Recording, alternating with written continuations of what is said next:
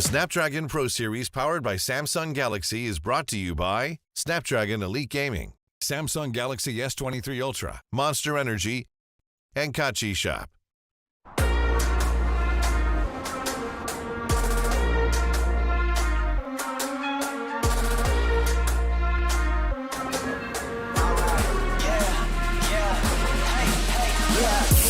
Won't stop going till a player on top know it. Rooftop penthouse suite. If you really want it, gotta own it. Fly through it, we was at the lowest. Blood, sweat, tears, the components. Riding all year, now's the moment. We are not friends, we are opponents. Yeah, I'm coming for mine. Yeah, I'm making a play, the game on the line. Yeah, I've been on the grind. Yeah, I jump in the spot, I made it my time. Yeah, look in the sky. Yeah, the stars align, no shade to shine. Can't stop it already. Emotional work and devotion. We put in this time. Look,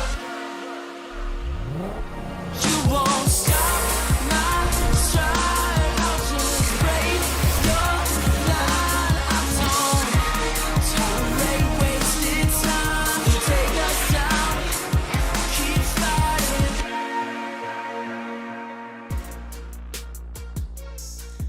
Hello, and welcome everybody back to the Snapdragon Pro Series. This is Season 2, and we're running the challenge stage right now for Brawl Stars in Asia Pacific. My name is Victor Cax. Joining me here is Uwu the Magical. We're going to be your commentators for today as we bring you guys day number 1 of week 1 of the challenge stage here. So, how are you doing here, Uwu? I'm doing great, and I feel like the teams, they should be doing real good because this is going to be the opening, this is going to be the start for them, and this is the time where they really have to play their game right. They have to make it right because if you start right, you're going to make yourself better and like they position yourself in a very good way. Indeed, they will, because today, it's not only going to be, their tournament lives at stake, because, again, there are going to be eliminations coming in this challenge stage, so it's only the best of the best who will be able to make it through to the next stage of the challenge here. But, again, these teams, they had come a long way, because if you guys recall, we already had run our splits here for this Snapdragon Pro Series Season 2. We had the split 1 as well as the split number 2 hosted previously here on SBS. Now we're going to be seeing those winners from those splits now coming again together here and to see who's going to be going on to the later stages of this challenge final. So today though, we're going to be looking at our first group of Brawl Star players, Brawl Star teams here, and we got a few familiar faces along with some new ones, don't we? Yeah, definitely a lot of familiar faces, but some of them are new, some of them are old. But Group A, just talking about Group 1 alone, it's really stacked. It just felt like it's an all-star group itself, because like it's deathmatch. You got Crazy Raccoon, you got Brighton, Rising Suns, Esports, SEA, and Help Me, and all of them. For the team, a lot of people might not know the team, but they do know the players alone. That's the thing, some of the names are a little bit different, but the players, they're still very much familiar ones. So I think we're going to be seeing some of the replays from our previous open finals for split number 1 here. So this was Madrid being for one of the ex-Japanese teams here. Yep.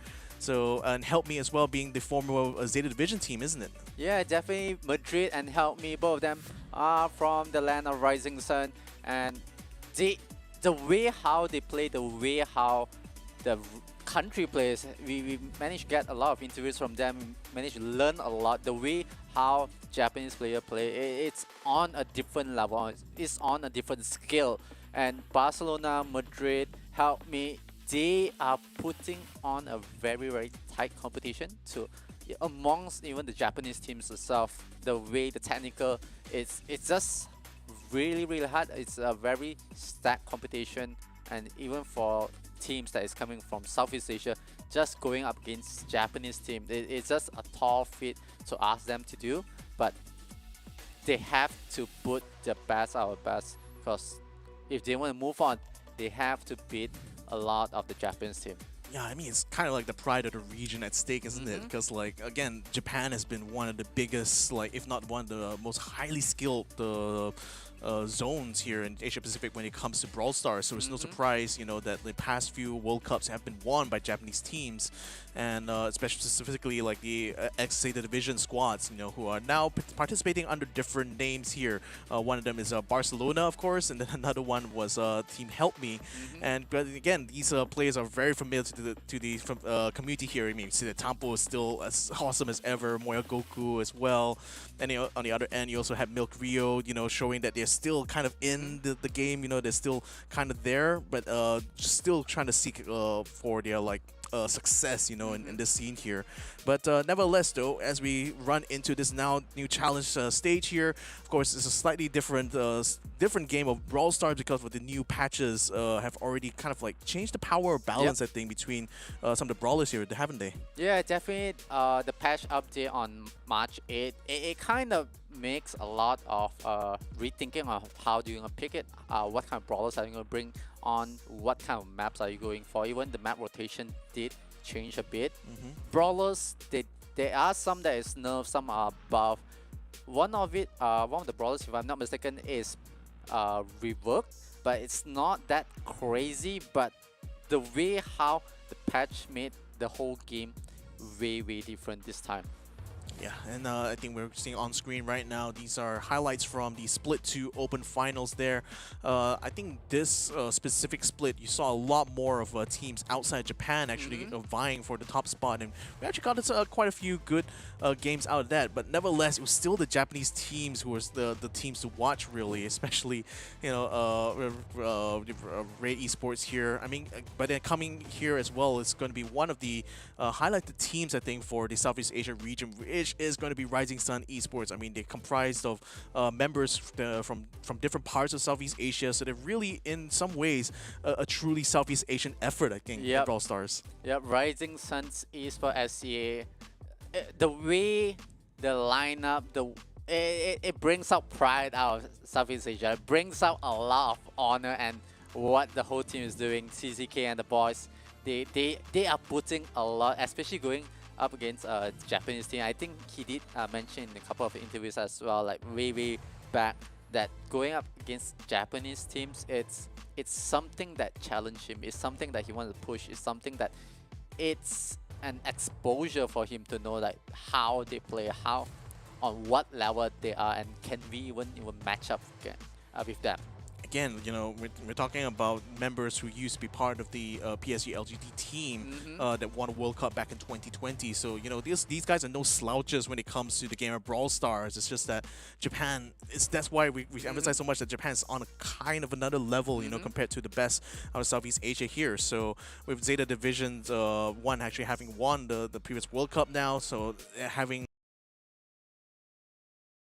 different, they're still seeking to try to repeat that same level of success, and I think they still stand a really good chance of doing that, don't they? Yeah, definitely. The lineup, the way how they play, the mentality that they have on the game itself, it's definitely on a different level. And to pitch them against Asian teams or Southeast Asian teams, to be more specific, it's more like, you know, professional players playing in you know, hometown court. So it's like, it's for them, it's like it's easy cake, not to trash on to it, but it's much more easier because the way that they have experienced the gameplay that they have, the experience that they have, the histories that they have against a lot of the newer teams, where they kind of struggle, they kind of like trying to figure it out, and sometimes you get, you know, cheese from the professional team, you get cheese by some of the champions and stuff.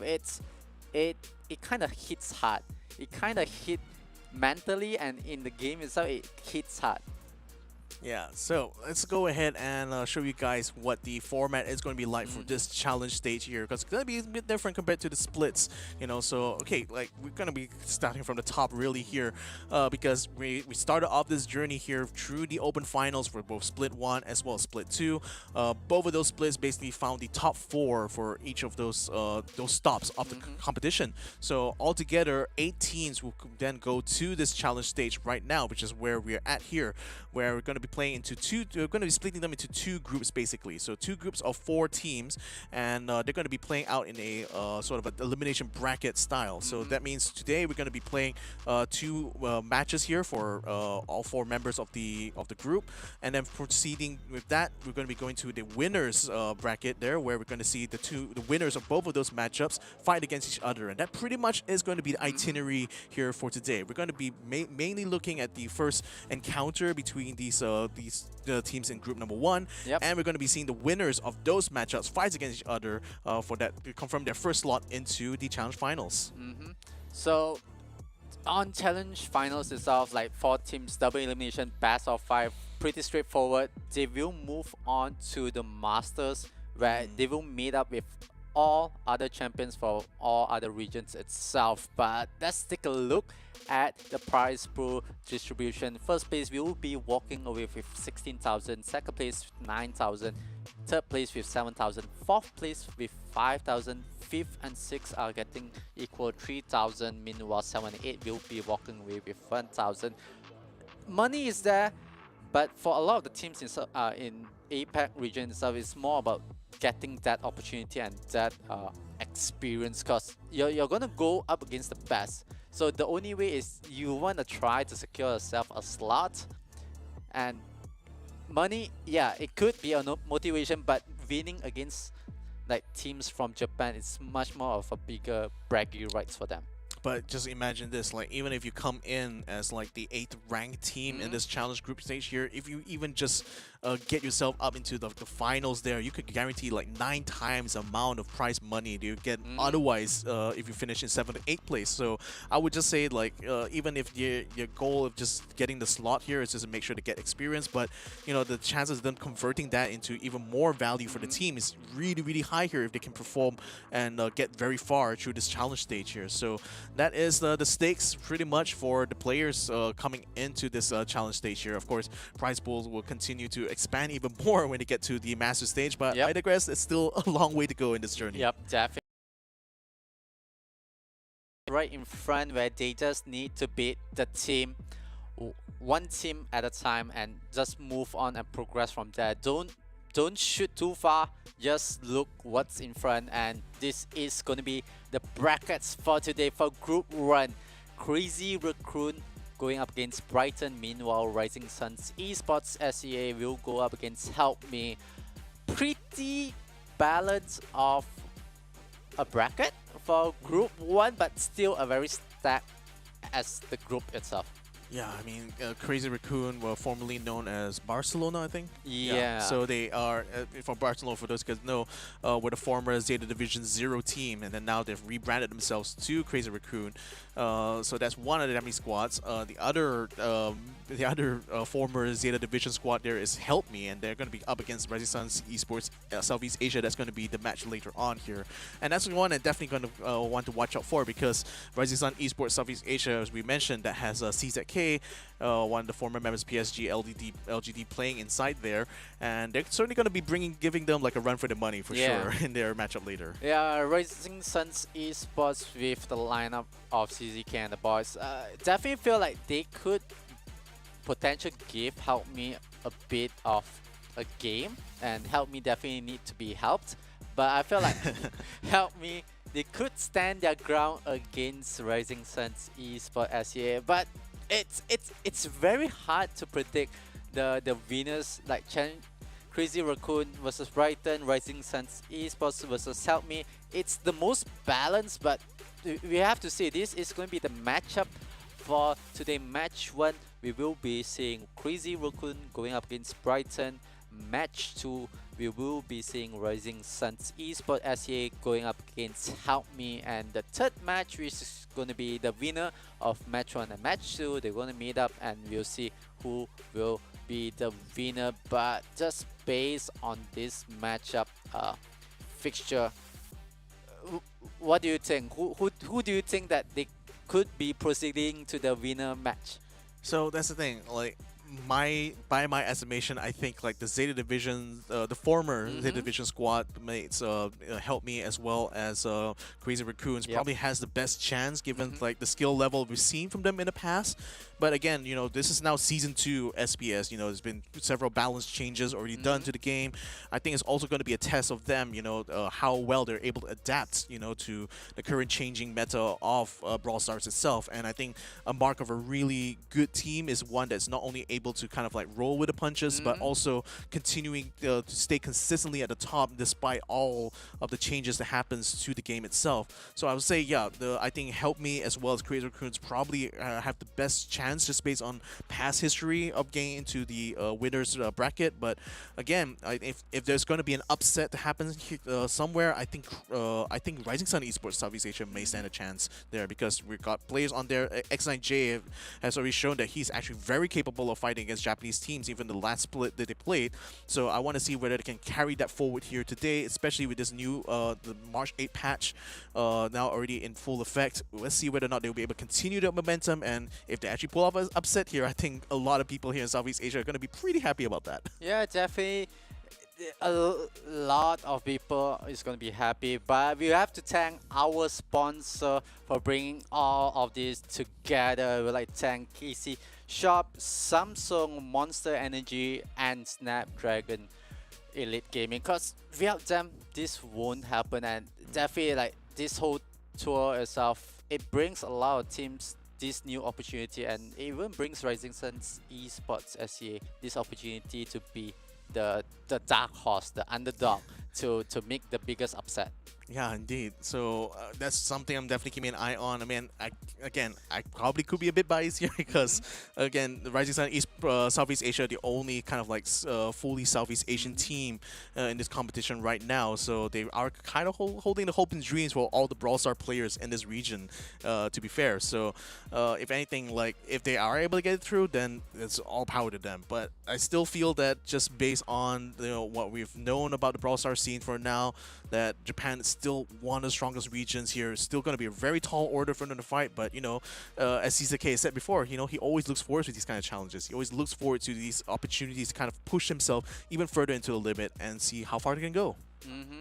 So, one other sponsor we need to shout out as well besides Snapdragon is going to be Samsung Galaxy, because they are featuring their latest product line here, which is going to be S23 Ultra. It's probably going to be one of the best phones you could use, not just for, gaming like with Brawl Stars, but also just on a daily use basis. You want to have the very best of the best, and the S23 Ultra seems to be quite the choice, really. A weapon of choice, I think, for a lot of people out there. Yeah, definitely a weapon of choice, but it will be up to the players' experience as they're gonna put it all on to bring the win.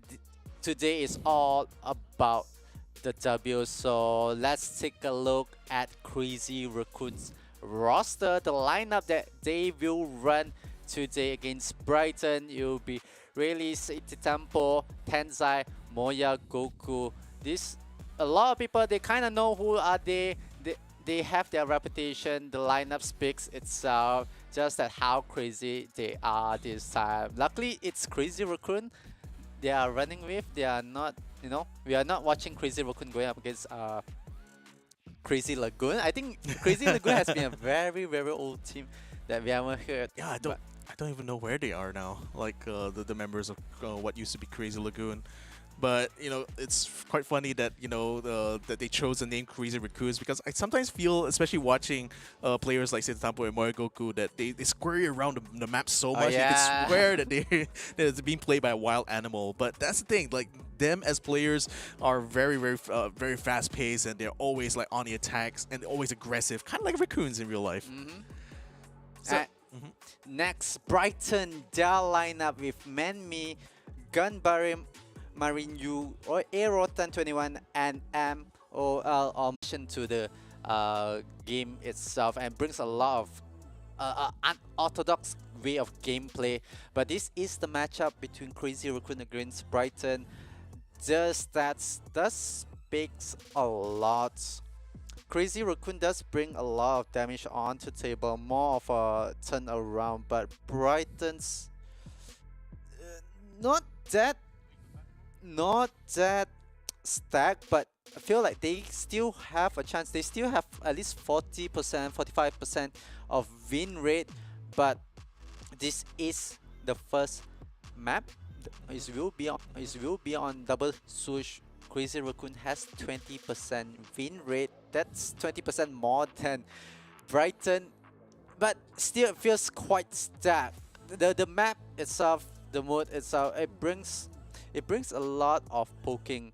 Not sure will the Raccoon be the one on top of the game or the non-Raccoons will win this, but I feel like Crazy Raccoon could close game 1 pretty fast. Yeah, I mean, I love how you refer to Brighton as the non-raccoons here, but this is the. But again, if you guys see on screen there, the win rate. Again, just want to remind you guys that the win rate is based on stream games. Doesn't really count like past history as well as like other games that we may have not have seen that they have played for this Snapdragon Pro Series. So as of right now, at least on stream wise, Crazy Raccoon has a lot more success on double swoosh compared to Brighton here.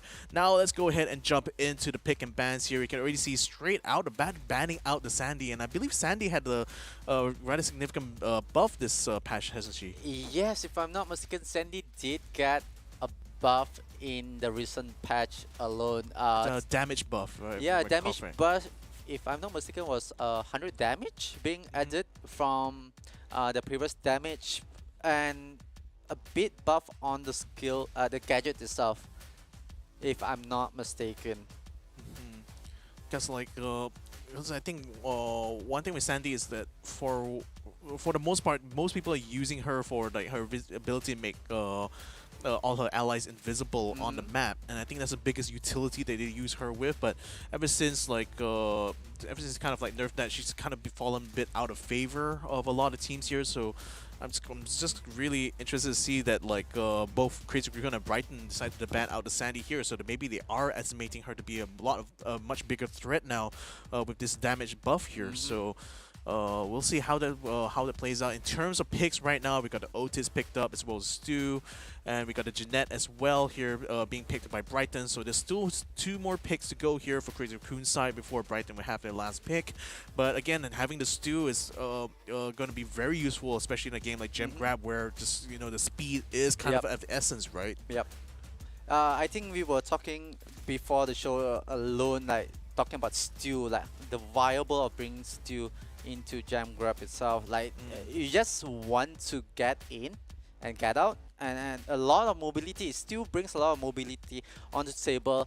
It answers a lot, especially on the map. The way how the map is, there's too much terrain for them to cover, and the gem spawn is right in the middle. It's quite easy for Stu to be mobile, move in, grab the gem, try to sit on top of the gem spawner, but most likely will try to make a zone and area for Crazy Raccoon to play and try to zone out Brighton. And Brighton, they have to bring a lot. They are bringing a lot of poking potential. They are bringing a lot of setup, and I think one point that you said before on show was the poking and staggering of the spawn itself.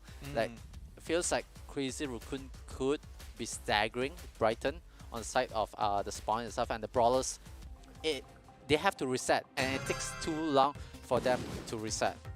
Yeah, so again, but one big advantage of the Stu, of course, is bringing out the speed zone, and that's going to be another way for them to even avoid being staggered by Brighton themselves, because like again, it will make it so much quicker for them to get from spawn to the gem spawning area here.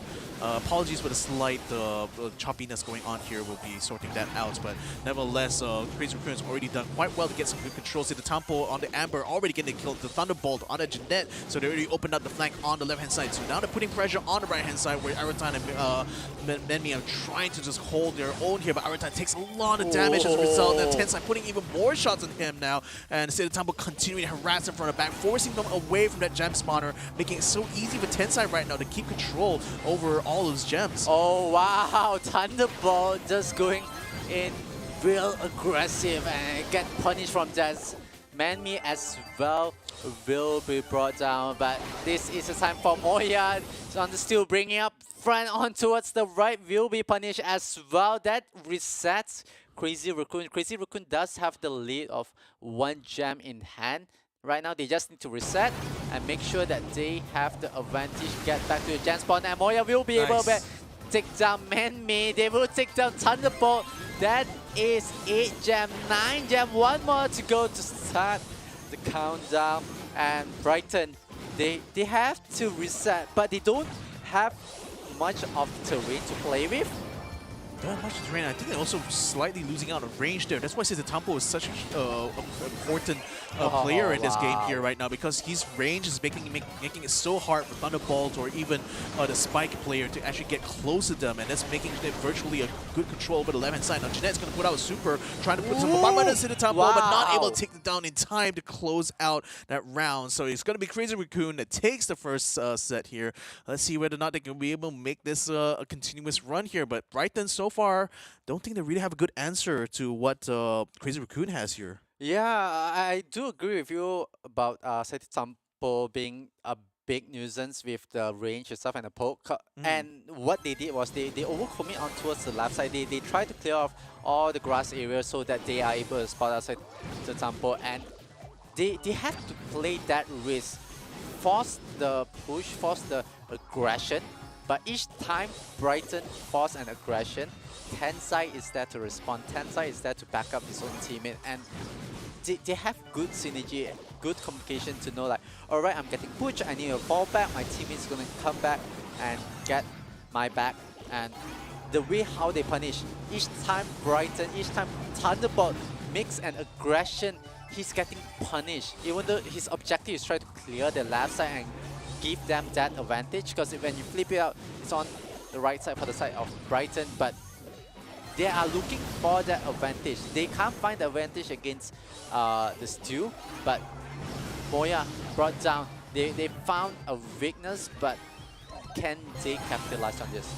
I think also another big thing to bring up here is that the fact that Tensai is playing the Gene here and mainly is in the role of picking up the gems, that makes it even harder for Thunderbolt and Men-Me to even approach the gem spawner, because they know that, especially when Gene has his super up, he can easily drag them into the line of fire, both the Tampo and Moya, and this makes it even more toxic really for Brighton to figure out how to break this sort of like defense here.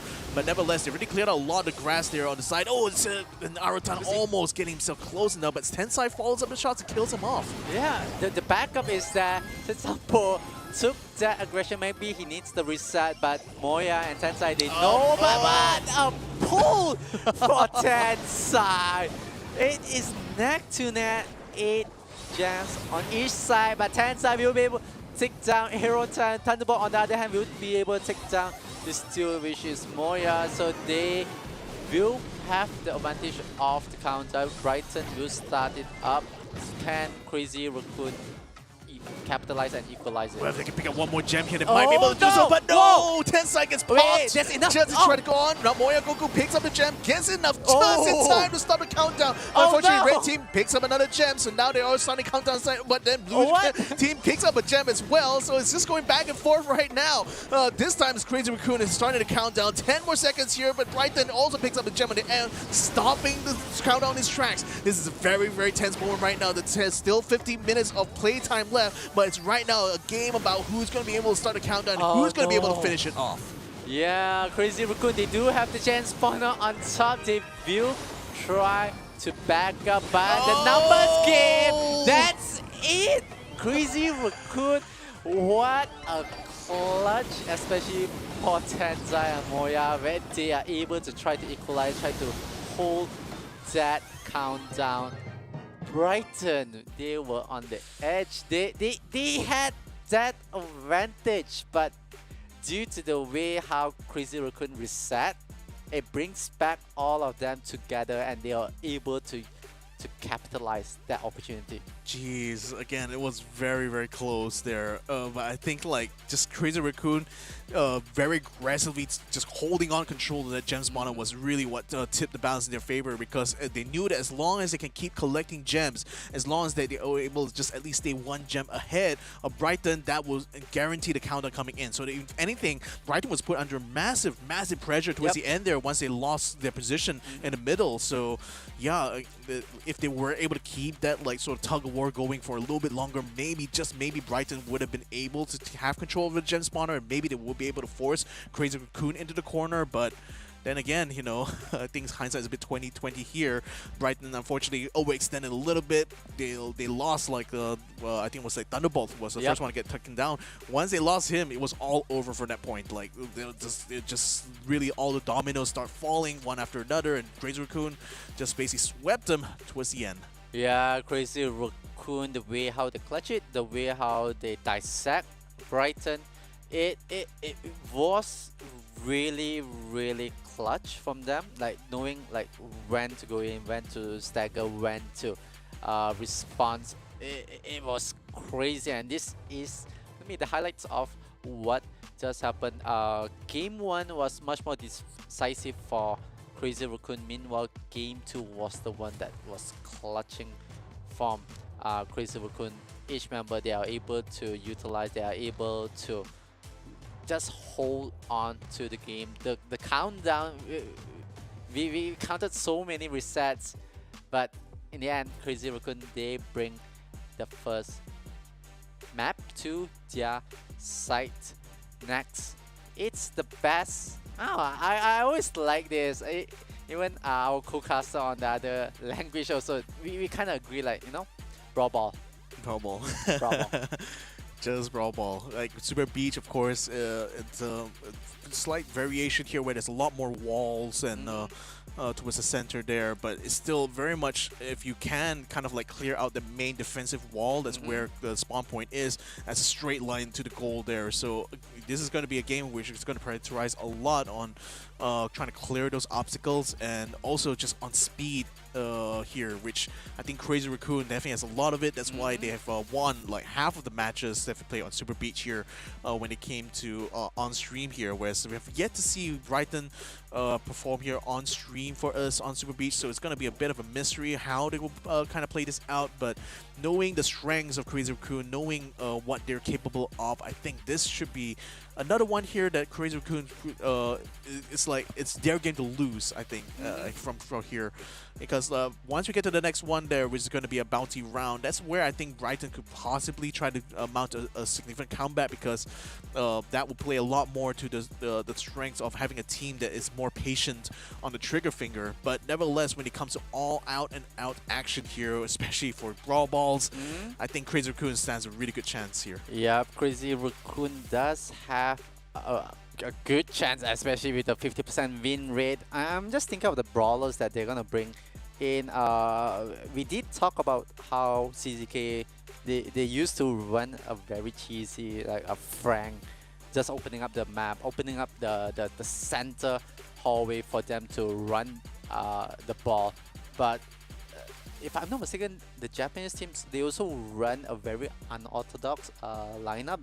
They like to run brawlers that they are able to jump to the back line, they are able to cross the terrain, cross the map within split seconds, and they are able to like create goals, create scores and opportunities for themselves. So I think we could be expecting a lot of mobilities brawlers to be brought in from both sides, Crazy Raccoon and Brighton.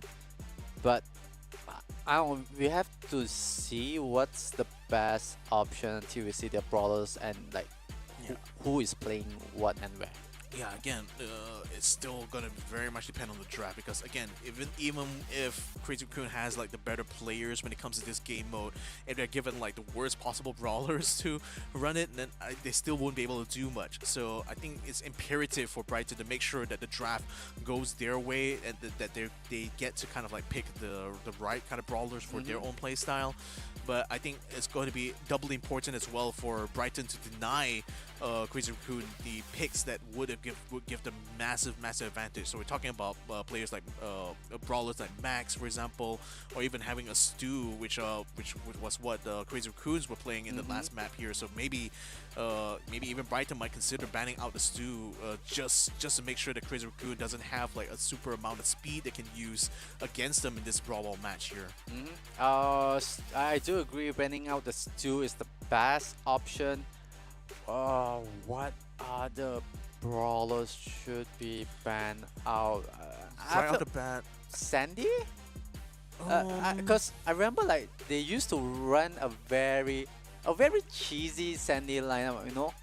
yeah, but I think they kind of nerfed that gadget already, so I think that's why we rarely see like a Sandy being used this much. Because I think like it used to be that casting, I think casting that like gadget gave like Sandy a bit of invulnerability, but I think they removed that already, so that kind of like made it less likely for her to be used in Brawl Ball rounds now. So, but then one other brawler I was thinking of that they had banned this previously in a double swoosh, but they probably will ban it as well in Squid Beach, is going to be Ems, because Ems is very popular in Brawl Balls because of like her area effect when it comes to her main skills, and also the fact that she can basically play very aggressively even against very tanky brawlers here. So that could be another one here that Brighton might want to ban out unless Crazy Raccoon also bans it out on their end. We're running into the veto now, so let's go ahead and see what brawlers we'll end up actually seeing in this match here. Oh, they do ban out the Stu, but it leaves out this question. Like, we have seen Byron being played on Brawl Ball. It plays on a very supportive. You get two hyper aggressive, hyper mobility brawlers that you bring in. Normally you pair with Stu, you pair with brawlers that is able to get in. Even Crew was being brought on. We do see Byron, and do you think Byron could be a way getting onto Brawl Ball? If they feel confident enough in like tanking a lot of damage to come out from Crazy Raccoon's side, perhaps, because Byron would be best. Byron is best for those kind of like long, drawn out sort of fights, right?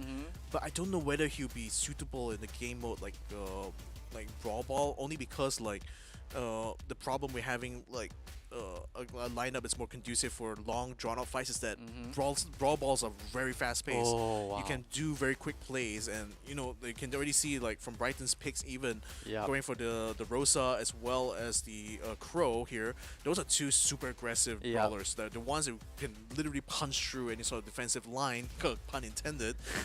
Crow can jump over obstacles very easily, so you can already see a very aggressive setup that Brighton's going here. Seeing that the Sandy has already been picked up by Crazy Raccoons, they don't want to be dragged down into that sort of like always spot the Sandy first kind of gameplay, and that seems to be where the direction that Crazy Raccoons headed towards. Now they picked up the Max again. I mentioned a very strong pick here for Brawl Ball, and going for the Surge as well. Here it's like again, it's all banking on whether or not the Sandy can do a job. If the Sandy is able to get her her Sandstorm gadget up very quickly and make sure that the whole that they are just invisible on the map, they could make it very hard for Brighton to defend against that. So Brighton, conversely, I think what they could do here is that if they can neutralize the Sandy somewhat, that will allow them basically to counterattack very quickly and just punish, you know, Crazy Raccoon every time they go for the Sandy strat. Wow.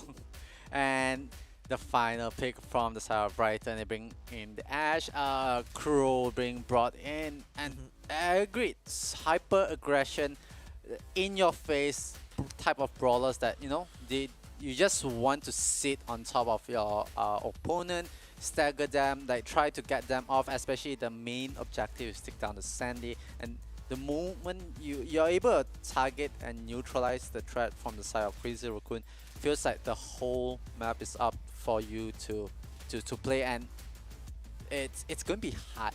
It feels like Crazy Raccoon, they really have to defend Sandy at all costs. Yeah, so here we go. Going first round of Brawl Ball here.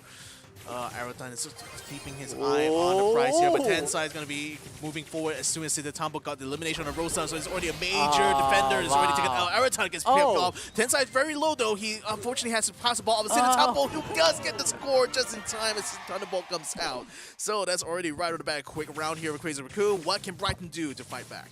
Yeah, Brighton, they have to figure a way as Crazy Raccoon. The way how they play, the moment they got one brawler, they got the decisiveness and they are able to bring the ball towards the other end. But Brighton, on the other hand, the hyper-aggression, the moment you are able to take one down, the moment you are able to take one of the brawlers out of the game just to set it into a respawn, they have the map in control. And right now, it's a bit scary for the side of Brighton. And Rotan, it's the last man standing. But right now, they have to reset from the side of Brighton. Meanwhile, for the side of Crazy Raccoon, they have the map control. They have the ball possession. They're just gonna wait. They're gonna reset. They're gonna wait for some of their utilities, their gauges to be up, and they will be able to take down Thunderbolt. That's one. Manme goes down, but it will be a trade as Crazy Raccoon. They were just waiting for the reset. They were just waiting for that opportunity, and it was so on point.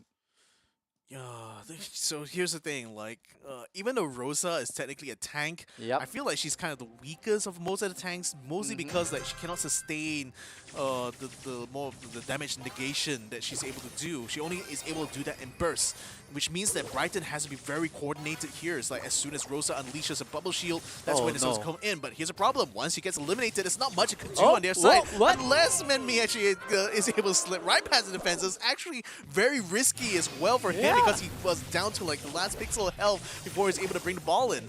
Manme, the man, he just say, alright, hold charge, run the ball straight, but this time, Crazy Raccoon, they sniff out this sneaky play from the side of Brighton. They will have the reset, but they will have the advantage, and they will equalize. Crazy Raccoon scores, equalize Brighton. They have to dig deep and find something similar to what Manme did. They just need to find that opportunity. My initial thought was that they're going to try to pressure Siddhartampo more, but again, the Sandstorm is brought out one more time. They managed to take out Aeroton. Thunderbolt brings the ball close, but no ties at all. He gets eliminated before he's able to pass it on. Now Moya brings the ball closer. Siddhartampo is waiting for the response to come out. Now that they're out here, everyone is in position. Crazy Raccoons already has a perfect setup here. Now they just need the eliminations. Who's going to be the first one to fall here? Menmi now holding very valiantly on the right-hand side. Now has to push straight up to Moya Goku, who already has his surge at full strength now. Thunderbolt moves in front, doesn't have the bubble shield. He's going to be taking a big risk here, forcing the Sandstorm to come out from their side. Tensai putting a lot of damage down to Thunderbolt's Rosa, but she's still able to hold on until just now. And with the ball being brought in there, there's no way that Brighton was going to be able to defend against that.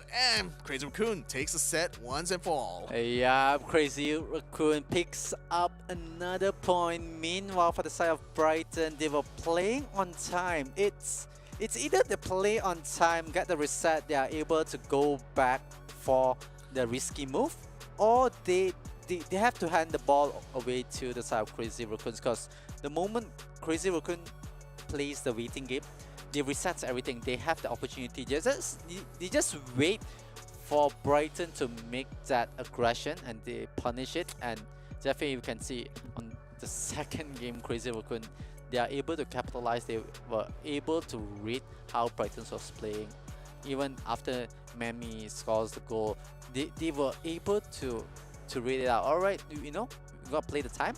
We're gonna get our reset. We're gonna wait for the opportunity, the moment that Brighton gets out of position, take one brawler down, move on to the next objective, pressure the mid. So right flank was the main objective for them to put pressure. So it kind of make Brighton more weak in the center, even though they have two brawlers in the middle itself. So the moment they open up on the right, down straight mid all the way towards the goal.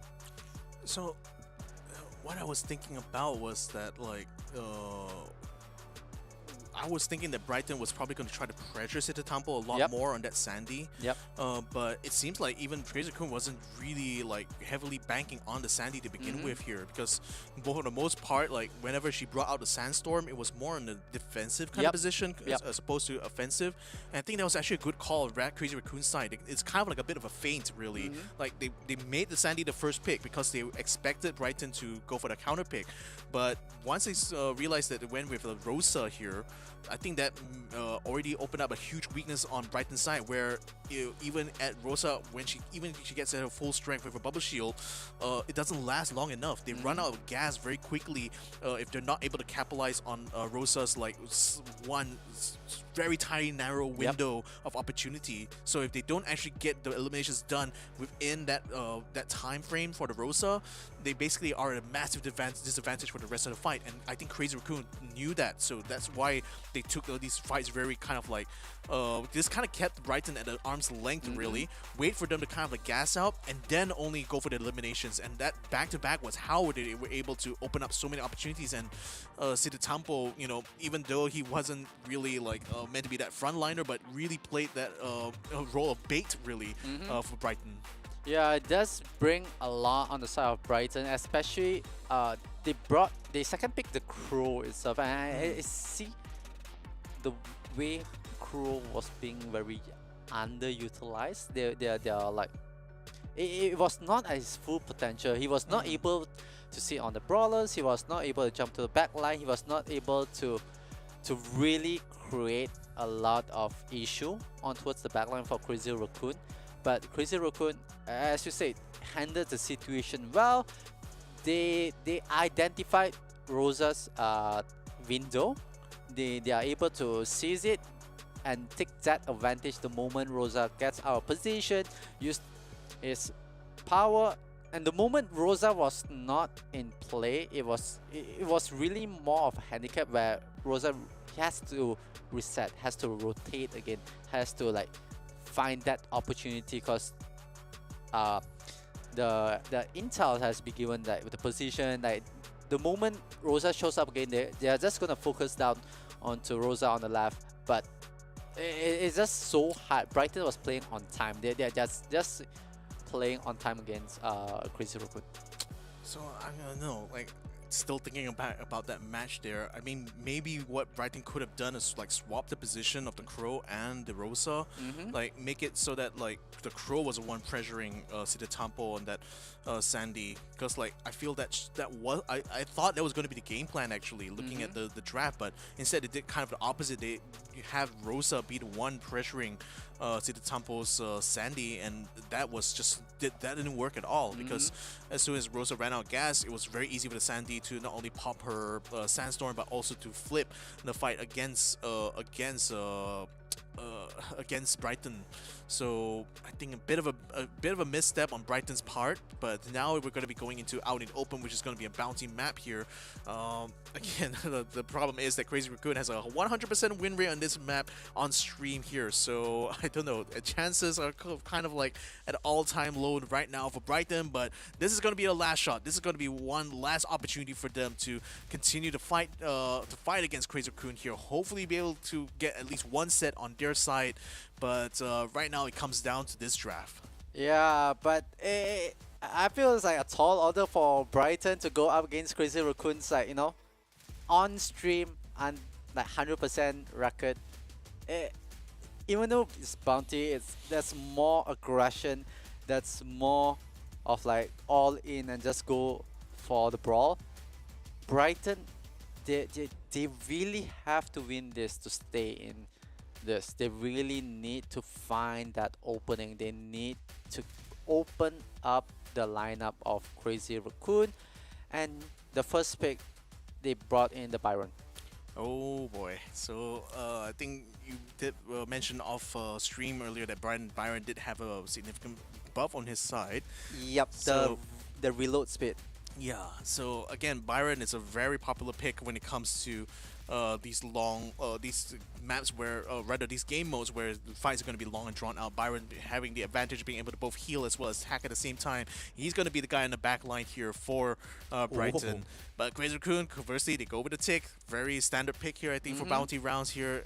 Again, just the tick super just usually makes it a guaranteed like kill on their side. So again, Brighton kind of left that open. So Crazy Raccoon said, okay, might as well pick it up. It's not banned out. It's available. Why not? Yup, Crazy Raccoon can run any line up.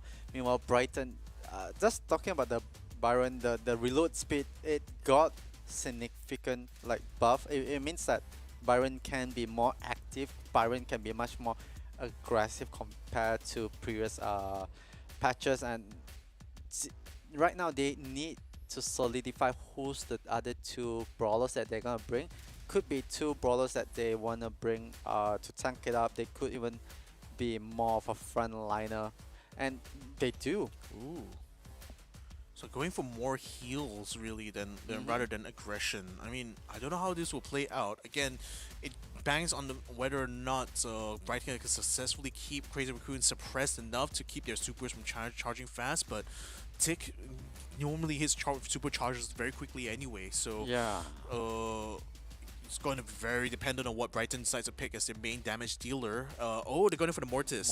Okay, Right. so they're going for more mobility here. I can see what they're doing here. It's basically like using Byron's good range there to keep Mortis supported, and then Poco to kind of like back up the Byron as well as Mortis whenever they're going aggressive against Crazy Raccoon.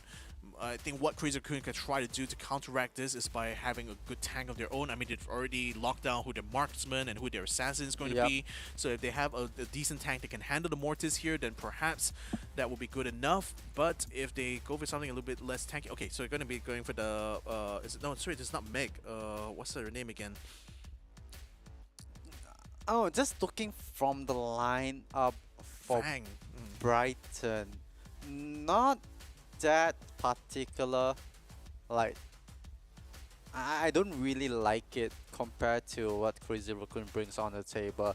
Like, they will try to sustain, but where's the damage output? Like, how are you gonna focus your gameplay for the side of Brighton? Like, you're just pure sustaining, but you have to bear in mind that you need the kills. You need to like strategize to go in, but nonetheless we have to see what do they do. Crazy Raccoon, they're just gonna stick 3 brawlers together. They're just basically counting on Menmi being able to make these openings and find the kills and just keeping supported as much as possible. But look at the problem already. Like, they're just focusing already on Aradan, putting himself very low. They're also keeping Byron suppressed as well. So whenever Mortis tries to move up to attack there, I mean, look at that. Crazy Raccoon also was death balling very, very hard in this instance here. So that's just giving them like no openings really to take advantage of. And Mortis only runs very well whenever you have like your opponents spread out evenly, right? Yeah. This like he's main purpose is to find stragglers, but Crazy Raccoon is not really giving that opening right now. In fact, whenever Menmi appears, they already kind of are ready to respond to him immediately. And with the bubble shields also up in the end. Okay, just hit the double, jumping straight in. They got two double elimination straight off the bat. Byron is the last one standing, but not for long though. Thunderbolt falls to the head of 10 side. God. Oh boy, this is not looking good on Brighton's side, I think. Yeah, definitely. That's a surprise. That's gonna force a response from the side of Brighton. They are gonna play more aggressive. They are gonna play more right in front, because I got caught surprised, like from Saya Sampo, that push itself, that one moment able to eliminate 2 brawlers at the same time, and it kind of stunned Brighton in their plan. And this time they are gonna play much more aggressive. Brighton, they have to play more aggressive. They have to zone out the brawlers. They have to create that separation, because you can see how Crazy Raccoon, they are sticking together. They are holding the line. And Zeta Tampo once again flashing. He's just a very flashy player, you know. Just jump in, go in for the kill, and you know that ends it. Oh man, I was looking up back on like Fang again. I forget like how extremely effective the Fang is whenever she's like put in his front line position. And yeah, good call to put it on Civitampo. Civitampo is like the best possible player you could have to run that Fang right now, because once he saw the opening, he's able to guarantee kills. But now they're coming back very strong here now from Brighton's side. They're just keeping in position. Minami tries to go in, but gets cut down by Moya Goku. So now Thunderbolt tries to do something to salvage this, but it's not much they could do. That was pretty much a quick wipe there onto Brighton on that round. Yeah, very quick wipe. A very bad positioning for Brighton. They don't want to play in that choke point on Crazy Raccoon's side. Civitampo!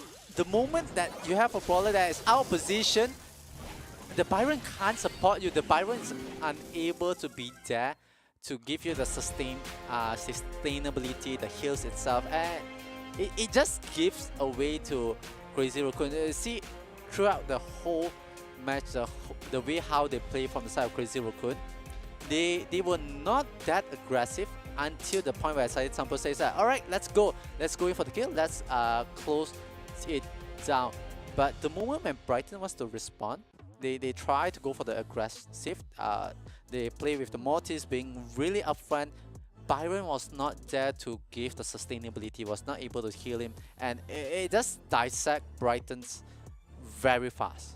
Yeah, that's just it was honestly kind of like a really bad plan, I think, on Brighton's part from the get-go here, because it really relies on like Menmi being super cracked on that Mortis here. But again, once Crazy Raccoon already had the Fang on hand, Fang is way superior compared to Mortis, because she gets her resets from getting kills, so she can snowball way more effectively than the Mortis could ever could in this round here. So that's pretty much like a too easy a round here, I think, for Crazy Raccoon, because as long as they were deathballing like that, as long as they allow Fang to just charge up a super, they knew they already had the win condition. They knew that like Brighton was already on the back foot of even starting this round here. So yeah, it was crazy. Like Civitampo was just going hog wild in this round here, and I don't think I've ever seen like such a quick kind of like dissection of Brighton in this matchup until this point here. Yeah, I don't,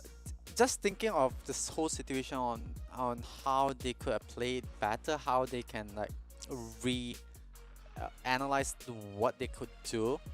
It was so hard for Brighton to like, you know, to even like figure out a plan.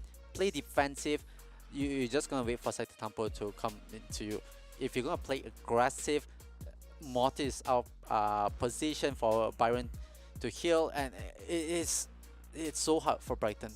Yeah, indeed it was, you know, because like you also consider that they also had the Bell on their side. So even if you are like, if you're going for a Mortis and a tank build, for example, like they could try to close the distance, sure, but then like the whole time when they're in that poking phase, Crazy Raccoon is always going to have the advantage either way. So again, I would just still chalk this down to like a really poor drafting choice here that Brighton kind of made at this last round here. But I think they were also kind of desperate at that point, because they already lost back-to-back rounds against Crazy Raccoon here. They thought that at least by trying this strategy here, where they were just trying to bank on Menmi running a strong Mortis here, being supported by both the Byron and the Poco, unfortunately they were just broken apart way too early in that first encounter already, and I think things fell apart too quickly for Brighton. Definitely, but we do have to thank to Catchy Shop for bringing all teams, cause great deals and game top-ups. You can go to www.catchyshops.com to get your reloads and get the brawlers that you need, cause just looking at how Crazy Raccoon play was, it's so technical. It's how they dissect the enemy, it's how they're able to go in, just feel how, you know, Brighton's play. And Brighton's, I think like each time they create a problem or they create a equation for the side of Crazy Raccoon like, okay, we're just gonna respond it this way, we're just gonna play it that way. Yeah, it's gonna be that hangover meme where like numbers just popping in the air here, and like Crazy Raccoon is just figuring out all the answers. But speaking of which, ladies and gentlemen, we're gonna have to take a little bit of a break right now, but we'll be back with more action in SBS up next.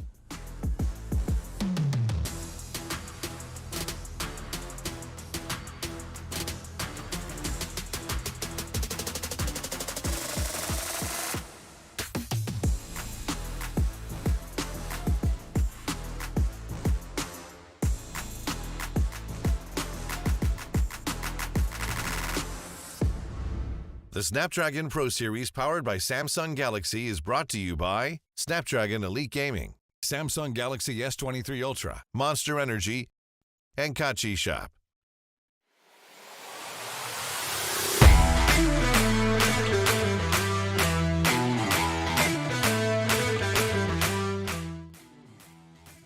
Mm, これ、ゴツゴツコードです。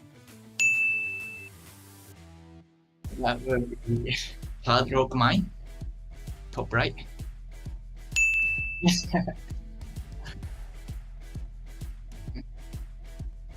is Hard Rock Mine.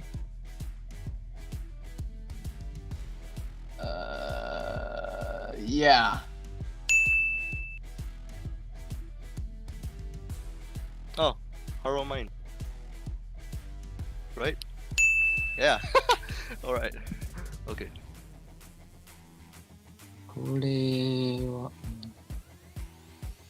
ベルの祝い。Bells Rock. Nice. This is Bells Rock.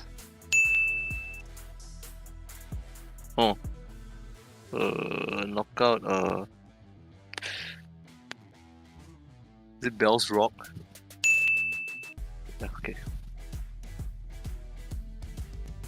これ静かな広場。Sneaky Fields. No, this is Sneaky Fields. Oh, Sneaky Fields.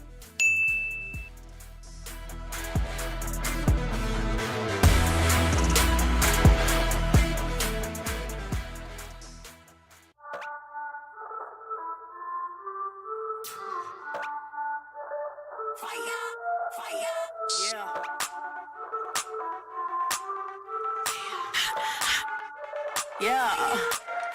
We be hot, mama got game. Check my team, we like the flame. We be bougie, y'all sound the same. We be, mama got game. We be hot, mama got game. Check my team, we like the flame. We be bougie, y'all sound the same. We be, mama got game. Yeah. We be cooking something new. Hear us knocking, coming through. Push the limit on them rules, cause we don't do it like you do. We be cooking something new. Hear us knocking, coming through. Push the limit on them rules. Yeah, mama got game. Mama got game.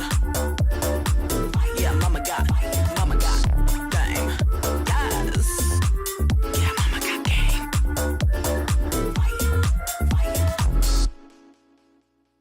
Rockin' be rockin' the game. Hear them screaming, they screaming my name. We be up on the fame. We be all of the power, we reign.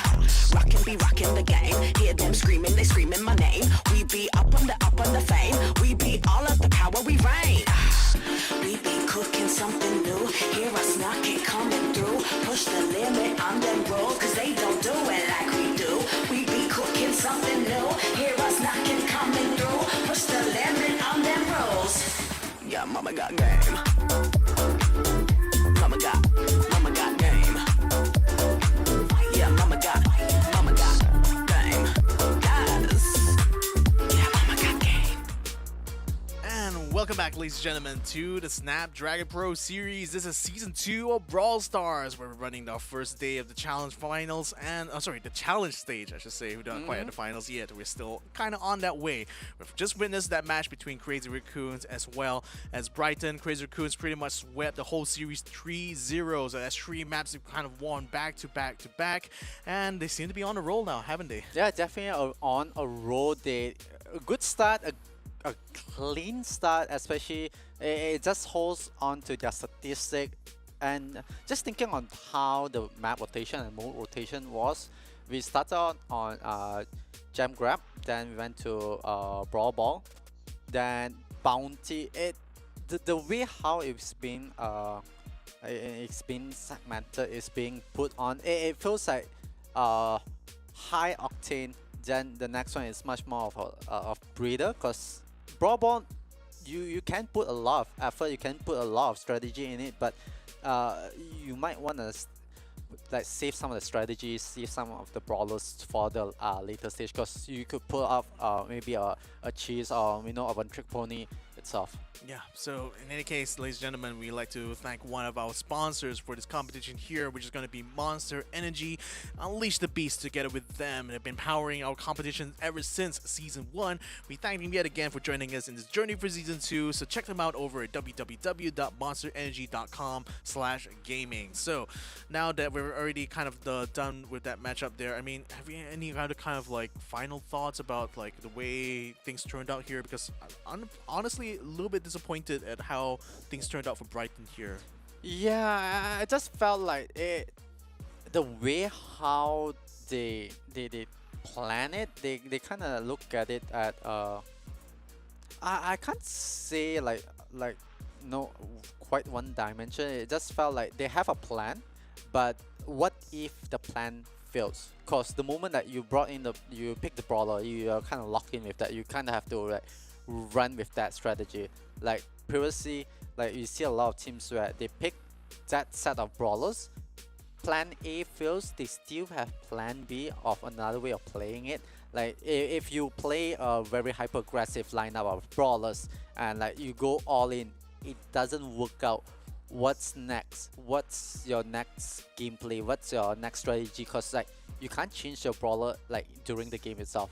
You have to bring something. So like the brawler picks from the side of Brighton, I wouldn't say it's quite one-dimensional or like quite straightforward like on a short skill, but I felt like they had only one plan.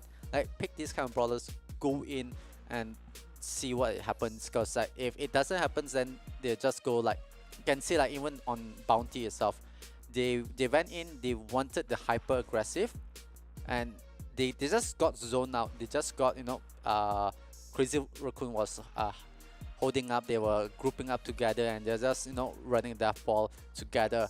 And meanwhile for the side of Brighton, they can't have that they don't find that straggler. So what they did was the next one, they went in super aggressive.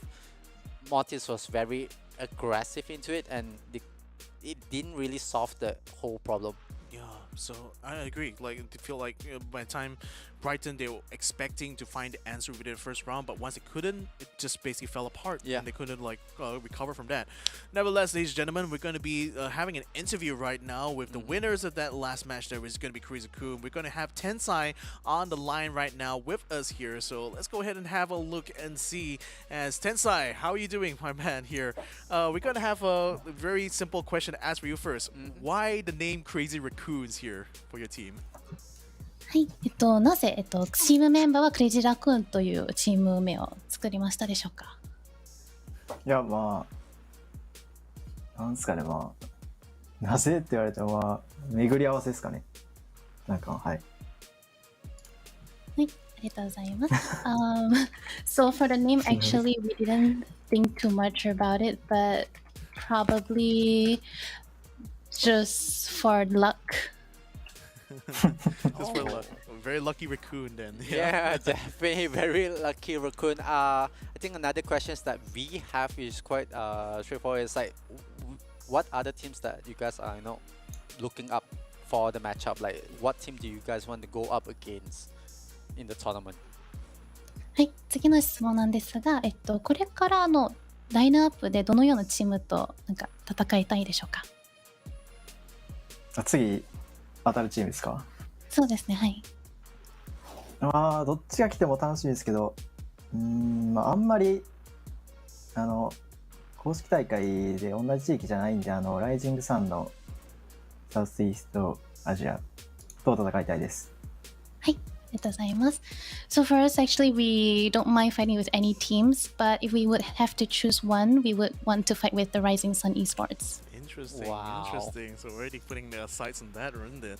So nevertheless, I think we have one last question to ask you guys here. So now that you guys have reformed as Crazy Raccoons here, what are going to be sort of like your goals for this year? I mean, what kind of like competitions, what are things you're looking for in the future for you guys as a lineup here? Are you guys going to be aiming to win the worlds again for Brawl Stars, or are you guys having a lot more of like short-term goals right now? So basically, like, what are you guys aiming for to achieve for this year as Crazy Raccoons? はい、最後の質問です。クレイジーラクーンの、今年の目標は何でしょうか？なんかワールドなのか、何でしょうかね。出る大会全部優勝したいですね。ありがとうございます。So our goal is basically to join any competition that's available and win all of them. Just win. So that's really encouraging to hear there. Thank you again, Tensai, for joining us in this interview. Good luck, and hopefully see you later on in that winners bracket match.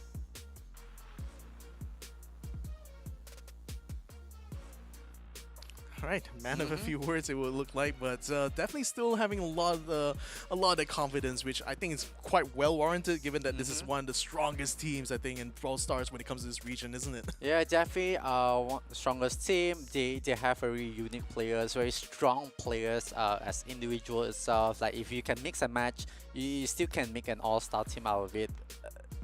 Just looking at how they just want to play with it, they're just aiming like, I'm going to join this, I'm going to join that tournament, I'm going to get as much as I can and try to build a new whole team. And I can hear from Tensai, he was talking about how they just want to join all the other tournaments. They just want to join and win, because I think for them right now, especially they're running their own new organization, it's more about how they're going to build up this whole reputation, builds up more of the lineup, builds up of what other experimentation that they can do throughout the whole year. Again, yeah, we're talking about players who no doubt will be very well known within the Brawl Stars competitive community, but as far as like the mainstream goes, like they're effectively a whole new organization, a whole new team that doesn't really have a lot of history, you know. So again, individual players aside, you know, it's up to them now to see how far they can go. And this was the team that they were definitely keeping an eye on here. Rising Sun Esports Southeast Asia comprised of Bear Bear, Caesar K, and Troy. Bear Bear is from the Philippines, whereas Caesar K and Troy are both from Malaysia. So this is a truly Southeast Asian effort here in Brawl Stars. Yeah, the team that is representing the region itself for Southeast Asia. Really, we have to see what Bear Bear, CZK and Troy has on the table, because they are going up against the team that they are facing. It's Help Me. The name might sound, you know, innocent, but the lineup it's scary. I'm scared of that lineup. That's a lineup that kind of swept the last ESL Mobile Open. That was before the Snapdragon Pro Series. The first time we kind of did like a regional Brawl Stars competition here, they were the lineup that swept things here. Whereas for Rising Sun Esports here, though, Caesar K is obviously trying to carry the torch really for what was his former squad, which was the World Cup winning squad in 2020. So this is the team that we're alluding to. They were formerly known as Zeta Division 1. Now they're known as Help Me here. Probably still looking for an orc really to carry them forward, but these are no slouch of players here. I mean, Achapi, Kenji, and Kuru, they are real powerhouses when it comes to Brawl Stars. Yeah, definitely powerhouse. I feel like they are not looking for an orc, the orc are looking for them. You know, it feels like the other way around. Like an organization, they should pick them up, because just the way that they play, the way how they understand the gameplay is just on a different level. And not to put down Rising Esports, but it's the lineup: Achapi, Kenji, Kuro. What else do we need to say? That they have a lot of accomplishment, they have a lot of experience, they have a lot of wins under their belt. Yeah, I mean, you look at even the stat-wise between them and Rising Sun, not a lot of differentiation. I mean, perhaps there's a few decimal points here and there, but for the most part, these two are very evenly matched here. This is why I felt like this was going to be the most highlighted match for today itself, because not only is like the threat of Rising Sun Esports Southeast Asia very well recognized even amongst Crazy Raccoons here, but at the same time, you know, they're pretty much the only squad right now that has the not just like the skills, but even the clout as well, you know, to fight against a team as strong as the former Help Me here. So This is gonna be a very interesting match here. I mean, again, I'm expecting that this probably will go more than just the 3 games. Yeah. But if it does end up being the 3 games, I mean, like, well, what a kind of like a story that would be actually. Yeah. Who do you predict that could win? Like, if it has to go for three wins, like, who do you think like has the higher percentage or the potential to win win sweep? Bit of a toughie because, like, on the one hand I want to kind of give it to Rising Sun, but we've only seen them perform in like a handful of tournaments so far, so it's not really enough to kind of like gauge them as a whole. Whereas like Help Me, they've been together like a lot longer compared to this lineup of Rising Sun. So I feel that in that sense, I would say Help Me has the bigger chance because, you know, a lot of like what I feel what a lot of the strong teams have in Brawl Stars is synergy. You know, the ability to cooperate with each other, the communication they have with one another, and that's the kind of stuff that builds up over years of play. You know, over like the more time you spend together. So I think the compositions, the lineups that tend to stick together a lot more, tend to have better communication. But at the same time, when you talk about skill level, I think both of them are very evenly matched. I think they're very capable of taking each other out. So if my only kind of determination for why I think Help Me would have a better chance is just because the lineup has been around longer. Yeah, I do kind of agree with you on that. That Help Me, better chance, better percentage, and also the win rate on stream against Rising Sun Esports SEA, because it's 0% for the side of Rising Sun Esports SEA. Meanwhile, Help Me, they have 43%. It is on Gem Grab, double swoosh. I think it's more up towards the brawler right now. If you were to talk about player skills, players ceiling itself, I feel like Rising Suns Esports, they are kind of close to Help Me, because like I think they are good and fair to hold their ground, but the brawlers, the mind games, like picking what kind of brawlers to go up, what kind of brawlers you want to bring on board. Just hope that they don't repeat a mistake that Brighton did, where it's quite of a single plan. They don't have a backup plan for it. Definitely hope that Rising Suns Esports will bring there's more option for them if one fails. Yeah, so obvious kind of like bans out of the way there. It's going to be on the Jeanette and the Poco here. Interestingly, like Rising Sun has decided to take the Jean out, while Help Me has taken the Squeak out. I mean, it's no surprise as well on actually thinking about it, why the Poco has been like a constant ban on this map here, because the grass makes it so that the Poco can get very up close and personal, and like, you know, him being like a kind of like a shotgunner a la Shelly, like you don't want to be anywhere close to that Poco if you can kind of help it. So Help Me is going to be getting that first pick on the Crow here. So yeah, I'm not sure, is it too early to reveal the Crow? You could pick up the Stew if you want to. Have seen Crazy Raccoons and Brighton picking up the Crow. I just felt like there's something up Help Me sleeve, like, you know, there's something like they are hiding it, you know. They are playing the innocent card. They are playing like, oh no, I'm gonna pick up a Crow, you know. I'm gonna look at what's your response from the side of Rising Suns Esports, and then I'm gonna bring 2 brawlers, which I feel like it's able to maintain and keep that pressure onto the side of Rising Suns Esports. Like, Help Me, I feel like I smell a trap here, you know. I smell something very, very fishy. I just feel like they are just baiting Rising Suns Esports on picking the type of brawlers that they want. if anything, like picking up a Crow here means that they are going to be focused on jumping to the back line whenever possible, and that's going to that's going to put a lot more stress onto like Rising Sun's potential like support pick. But then again, they decided to go with the Penny and the Otis here, and both of these will most likely just kind of like play the longer game really. Just they haven't really revealed like who's going to be the frontliner here, but Help Me has certainly revealed that card now that they picked the Max for this round here. So they just need to pick one more brawler here to pair against these two. So they already have one for the back line, one for the front line, and they're going to be using the Sandy for support here. I think that's going to be decent actually from there. As long as the Max can continue to enjoy the support of Sandy in like pressuring the gem spawner, then perhaps Help Me is just going to be banking on using the Crow to just kind of like mess up the back line for Rising Sun, make it kind of difficult for them to fight.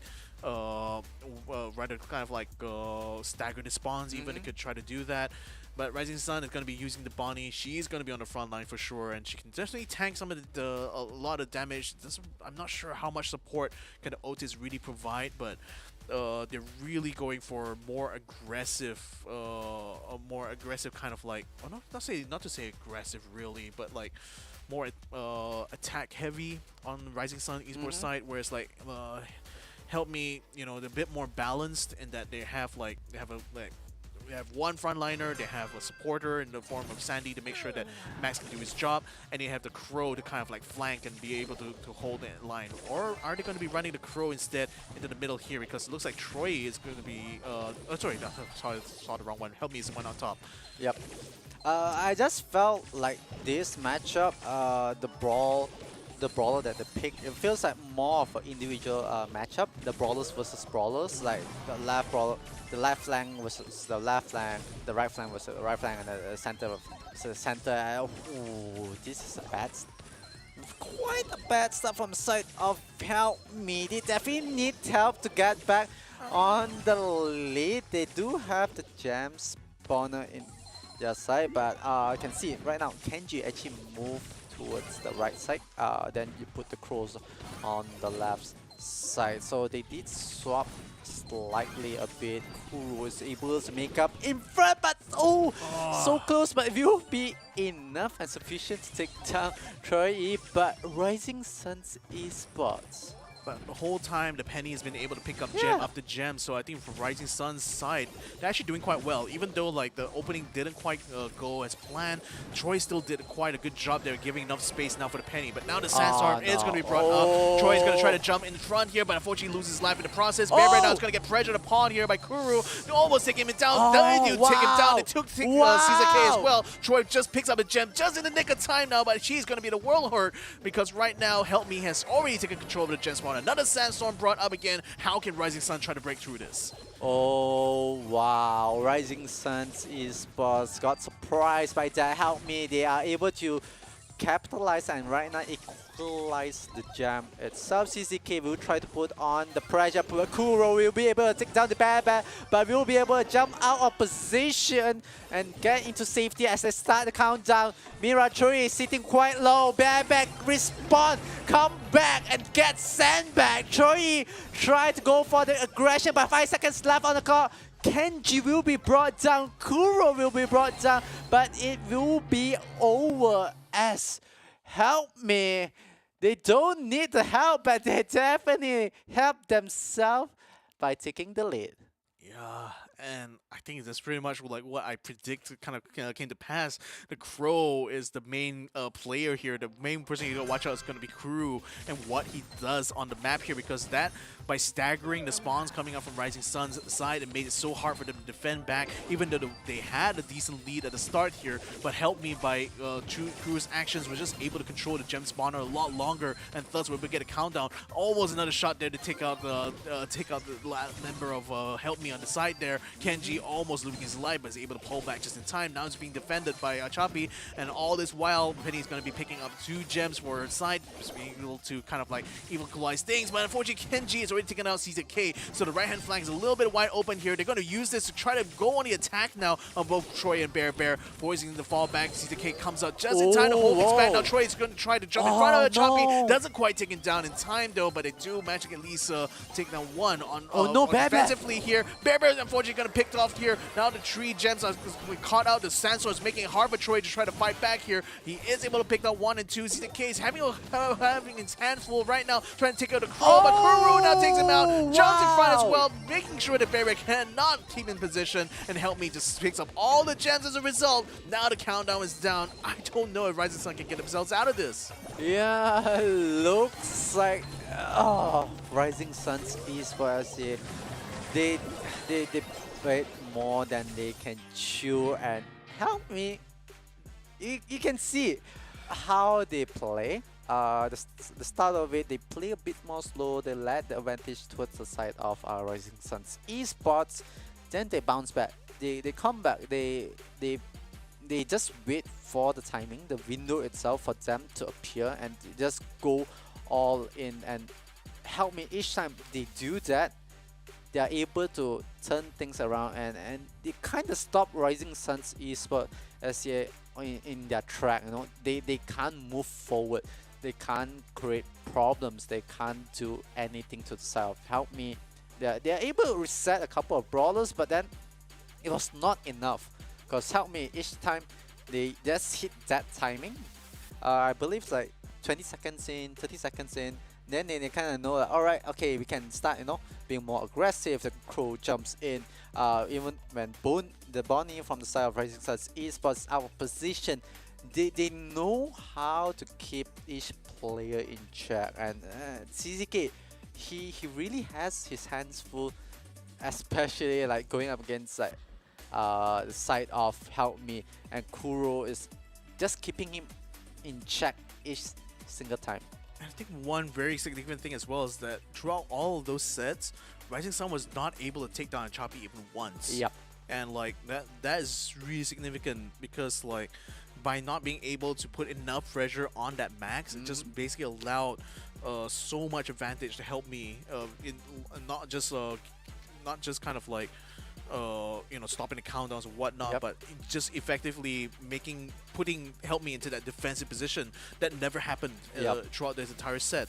And that space allows Kuro to basically be like the interloper into their side of the map. So yeah, just very, very, very much an outplay here that Help Me was able to pull off on Double Swoosh. Oh, Double Swoosh goes to the side of Help Me. Now it's Brawl Ball on Super Beach. This is the thing that I'm a bit more worried for the side of Rising Suns esports SCA, because like we have seen on Gem Grab, like Help Me, they're just waiting for the timing. Even though the win rate on stream games, both sides have 0%, but it's still, you can see the aggressiveness, the level of gameplay that Help Me can bring onto the table.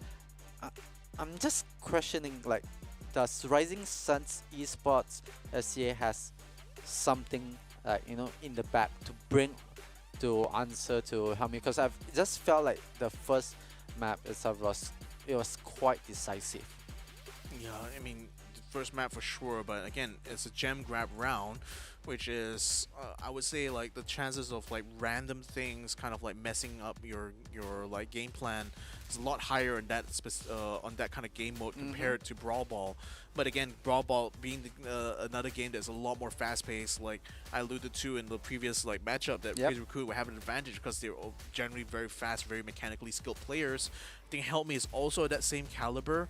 So I think the ball is quite literally in like Rising Sun's court here to see like if can they pull out a good strategy for this round here to keep Help Me at bay, or are they going to get swept over just like they did in that first round. Nevertheless, the bans are already out here. And okay, Crow goes to the side of Help Me. I'm just trying to remember. CZK used to run Frank. I think even before the show, we were talking about CZK running Frank. It was quite cheesy, opening up the whole map. But do you think Rising Suns esports SCA have to pull out cheesy strats? Like, they have to do something. They have to stop Help Me from like being so aggressive. to me, whatever it takes. You know, if it's going to be a cheese, so be it. You know, as long as you can guarantee that it's going to put you in advantage, then by all means. So like now the question to me is like, what is the advantage that Rising Sun Esports has against a team like Help Me right now? Because Help Me again seems to be going back to the same plan. They're going for the Kuru Crow, which has already worked out for them in Gem Grab, and on Brawl Ball it could still potentially play that same role again as long as they have really good like frontliners here. But they picked out the B and the Otis. Help Me is going for the Sandy again. Looks like kind of a repeat of the lineup that they had in that first set. So kind of a bit worried. So let's see whether or not like the B pick here is going to be a good card to play against the Crow here. But I mean, Sandy again very successful in that previous round of Super Beach that we saw. So I think Help Me pretty much has still has a decent advantage going into this one, unless Rising Sun could come up with something quite creative on their end. Yeah, I was just thinking like could Help Me pick up the Sandy, and then the Stu is their last pickup from the side of Help Me. I see a trend. I see something is being played out of the Japan country. Like I feel like they know something. They know something that other people don't know. They know, you know, they are playing something else. It's their own meta. They are playing on own meta. Even Sandy got, if I'm not mistaken, we're looking into the stats, was like Sandy got nerfed slightly, but it's still being viable to pick. And the way how they pick it out is like they'll pick either first pick or second pick Sandy, and they will try to utilize like, sure, nerf Sandy. We still gonna pick Sandy because we know we can play with it. We know it's so useful. And Help Me, they will give away a bit of advantage to the side of Rising Sun Esports just to set up that window, because it's like what, 15, 20, 30 seconds, then you see the aggression coming out from Help Me. Yeah, Bear is facing a lot of pressure there from the Stu though. Like the thing is that you pick the Stu not just for the utility, but also because you have the player who is capable of using him to his full advantage. Now, he's no longer as OP as he used to be. He no longer is invincible in a lot of these fights, but he's still very maneuverable. He still has very powerful use of the speed zone. That's forcing Bear now to bring out his bombs here. The Otis trying to keep the crew at bay here. Choppy's going to try to jump into the back line here. Takes out Bear. Troy is going to be on the front line, keeping crew at bay. They do take down crew just in time. And that will be quite a close call here for Rising Sun, but they managed to clear the ball back into the center line. Yeah, Rising Sun's Esports, yeah, they are able to hold the defense. They will reset the ball towards the center line itself. Meanwhile, Help Me, it feels like they will try to reset. They will try to figure out another way. Kuro sitting in a very bad position, but no! It turns things around. Kuro just brought it back as Kenji spawns a Chappy. They are moving forward. They will dissect Rising Sun's Esports as here one by one, but they will go for a bit of reset. They will wait for timing. Most likely another 20 seconds they will go for the push. That will give enough time for the side of Rising Sun's Esports as he to come back and reset. Sandy sends the bar. Oh wow, Kenji takes down one, but it will be a response as ECK will be able to take down Kuro. A Chappy goes down as well. Kenji has to be careful, but it will be sufficient time. This could be the opportunity for the side of Rising Sun's Esports, but they will play for overtime. They will force the timer to overtime. They will go for the reset. Yeah, I think they're going to be waiting for that. Once all the obstacles are clear, then it's going to be a big problem here for Rising Sun, because again, they have a lot more mobility on the Help Me side, and they're going to try to use that to their advantage right now. The Sandstorm is already been brought up, trying to clear out their side of the map here and forcing Bear into a very backwards position. Now there's only a single wall in the middle here, the indestructible wall that's the only piece of cover, but they're not able to use it in time. Elimination's coming in here for Help Me, and they scored a golden goal. Yeah, Help Me help themselves with the first goal on overtime. The way how they play, it feels like both teams they were waiting for that window. Help me waiting for their window, which is later on. Meanwhile, for the side of Rising Suns Esports SCA, yeah, their timing is a bit more early. So if they are able to get the aggression, then they are more online compared to side of Help Me. Meanwhile, for side of Help Me, they just need to play a bit more time. And oh, it's a Mexican standoff there. But Bad will be able to stand on top. They will have the ball in possession, but Achapi going is much more aggressive, but it will be a trade. And Kuro setting it up. Does see the ball in hand through, is hiding but soaking a bit more damage, but Kuro spotted out. Kuro was just waiting. He was waiting for the right moment to come out, waiting for him to be low. Now Bear is the one being low. Fortunately, he's going to be sacrificing his life here as he ashes. Now Troy is going to have to take a very defensive position. Can you overshoot? Oh! The ball slipped right past the grass here, right past Troy. He was not able to block it in time, and Help Me is already 1 goal up. Yeah, Help Me. They do have 1 goal in advantage right now, but Kenji! Oh, okay. They realize the mistake. They are not gonna repeat the same thing again, but look at the way they're being picked apart right now. Like this is being tossed up one after another. This is becoming a bit of a staggered spawn here. Though granted, Help Me decided to pull back, given the ball is not in an advantageous position for them. There's still 1 minute left. Help Me could potentially try to run the delaying tactic of trying to keep Rising Sun contained within their half here, and that will already win them the game by default. If anything, Rising Sun needs to find a way to pierce this defense lineup that Help Me has set up here. They've already got a 1 kill here on Choppy. That might be the opening they need. They would send the ball straight in the middle. Kuro's going to pick it up straight into the corner now. But ZZK is also moved up as well as they pop off the B. Only Kuro is left alive here. They're going to try to take out Stu, but he takes the ball. He gets it away just in the nick of time. Oh my god. What a play from the side of Help Me as they are able to hold on to the ball. 20 seconds left on the clock. Kuro on the last second with the ball possession, he actually kicked it on the right corner, so it forces Rising Suns Esports SCA in a very bad position because they have to go all towards the other coast of the field to get the ball, and it's on the corner itself, and it's so hard for any of the players to get into that position even with time left. It's not enough for the side of Rising Suns Esports SCA to do anything.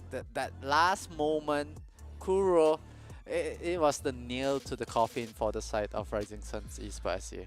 Oh, it was so close as well. Like the way they were really just pushing hard against Help Me there in order to try to get the ball to their side of the map, but unfortunately, like the amount of damage they were able to dole out from Help Me side was too much for Rising Sun. And I also noticed that for the most part, Rising Sun relies a lot on the obstacles really to negate the damage that Help Me is bringing onto them. And that's why we saw that once we went at that overtime with no obstacles, it was so easy for Help Me just pick them apart. As you can see here, like it was just one after another. They were completely left defenseless on their own, you know, being spread out like that.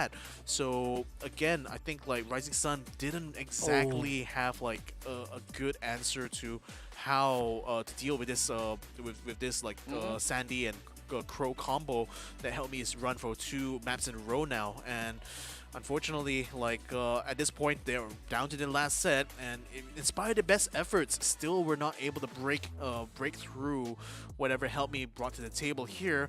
Now they're going to be going to this bounty round. Technically speaking, at least on stream, Rising Sun has a higher chances of winning on this map here compared to Help Me.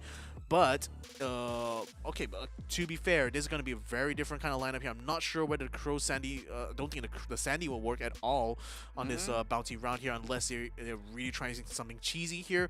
So this could be a chance for Rising Sun to at least get one set away here. But I think the problem still stands that they still don't have a good answer right now to what Help Me is bringing to the table. Yeah, it can't really answer, as I say, Help Me brings to the table, but Rising Suns Esports SCA, they have to play the map. They have to figure out how to play it. Crazy Raccoon versus Brighton, we saw how they played. They were just, you know, sticking together, hugging, and creating that death ball in the middle. If they felt like threatened, they fall back all the way towards their spawn. They wait for it and then they just wait for the mistake. So right now, Rising Suns esports SCA, they have to lure Help Me towards their side. They have to like separate some of the brawlers. So Rising Suns esports SCA, they are really in a situation where it's kind of tricky also, because you have to think about it. Help Me, they don't mind dropping this map, because if Rising Suns esports is pulling and aggroing for Help Me to go aggressive, Help Me just, alright, we're gonna stay on our half, we're gonna try to poke, we're gonna deal some damage, we're gonna take this time to strategize on the next mode. It still give it's still an advantage on the side of Help Me, because like, alright, we lost the third map, we still can go for the fourth for the win. So Rising Suns, it feels like they have to be more aggressive. They have to be like up in your face, like, you know, pick a brawler that really like wants to brawl, wants to be there, wants to be like, I wanna fight, I wanna, you know, get the kill.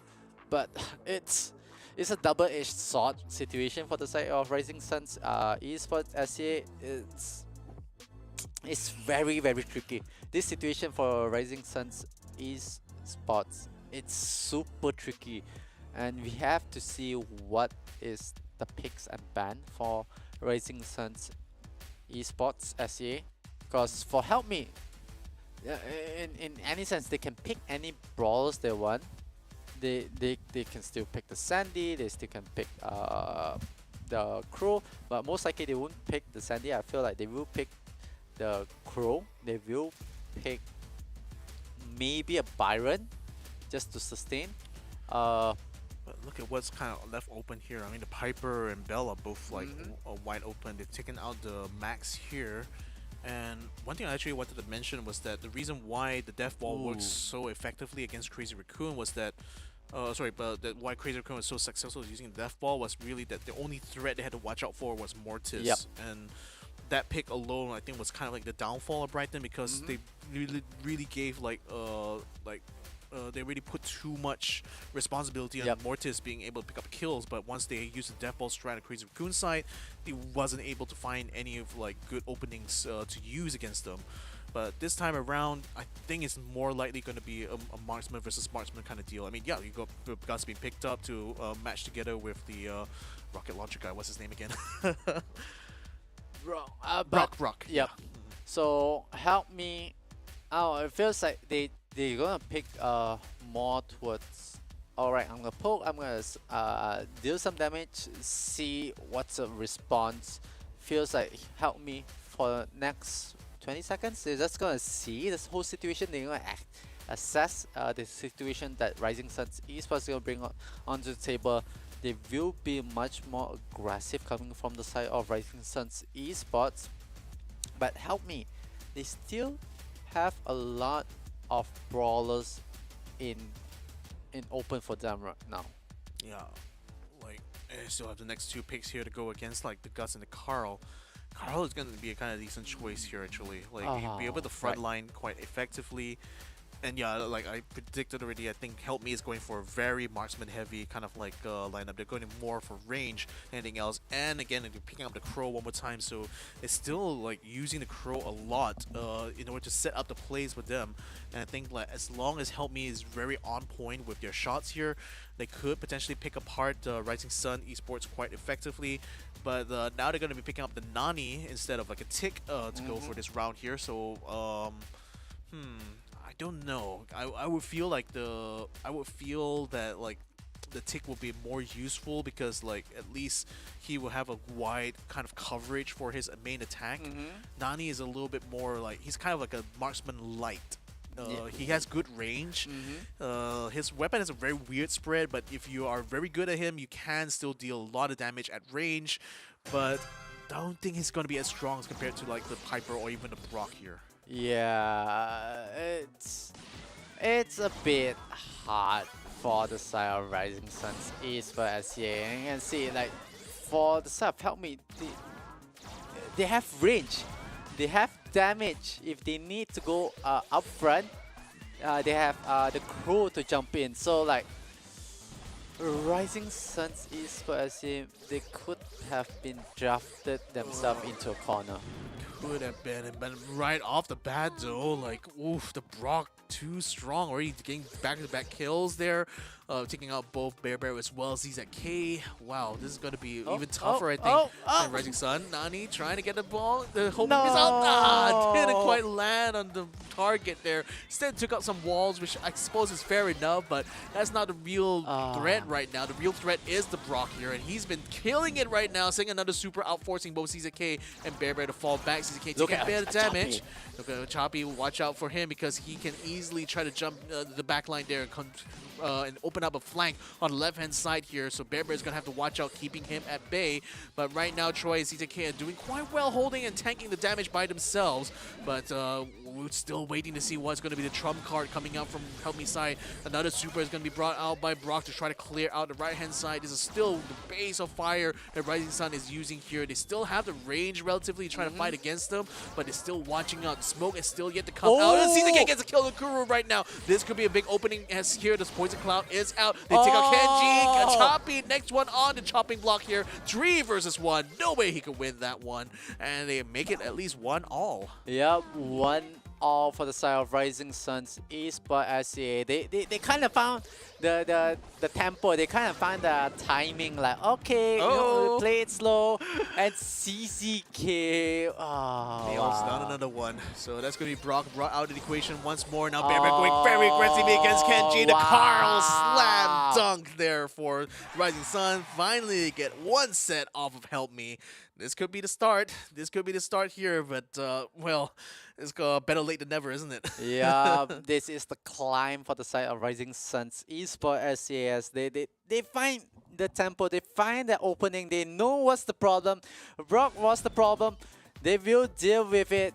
So this time, Help Me, what is the solution? How are they going to play this out? How are they going to put Rising Suns esports in check? And especially, how do you put ZZK in check? I feel like Achapi has to be much more aggressive. They might, I would say they might want to put the crew on the right side, but at the same time, it's a bad positioning because you want the Brock to have that, that alley, that what do you call it, that opening, that slot to be able to fire down. Maybe not to the right side. Maybe Achapi could try to play the mid and take over Kenji's position and let Piper try to flank on the side there, at least for now, because I think the main problem is Achapi isn't getting his super charged up quickly enough. But look at Bear. That's the other problem here. He has to watch out for when Bear decides to go aggressive, and now he's already pushed Achapi off of that position, allowing Rising Sun to get in the middle here. But unfortunately, ZZK picks up before the Supposed Cut comes out. Now there's been a bit of pressure here, but Achapi still was not able to hold his own, and Rising Sun,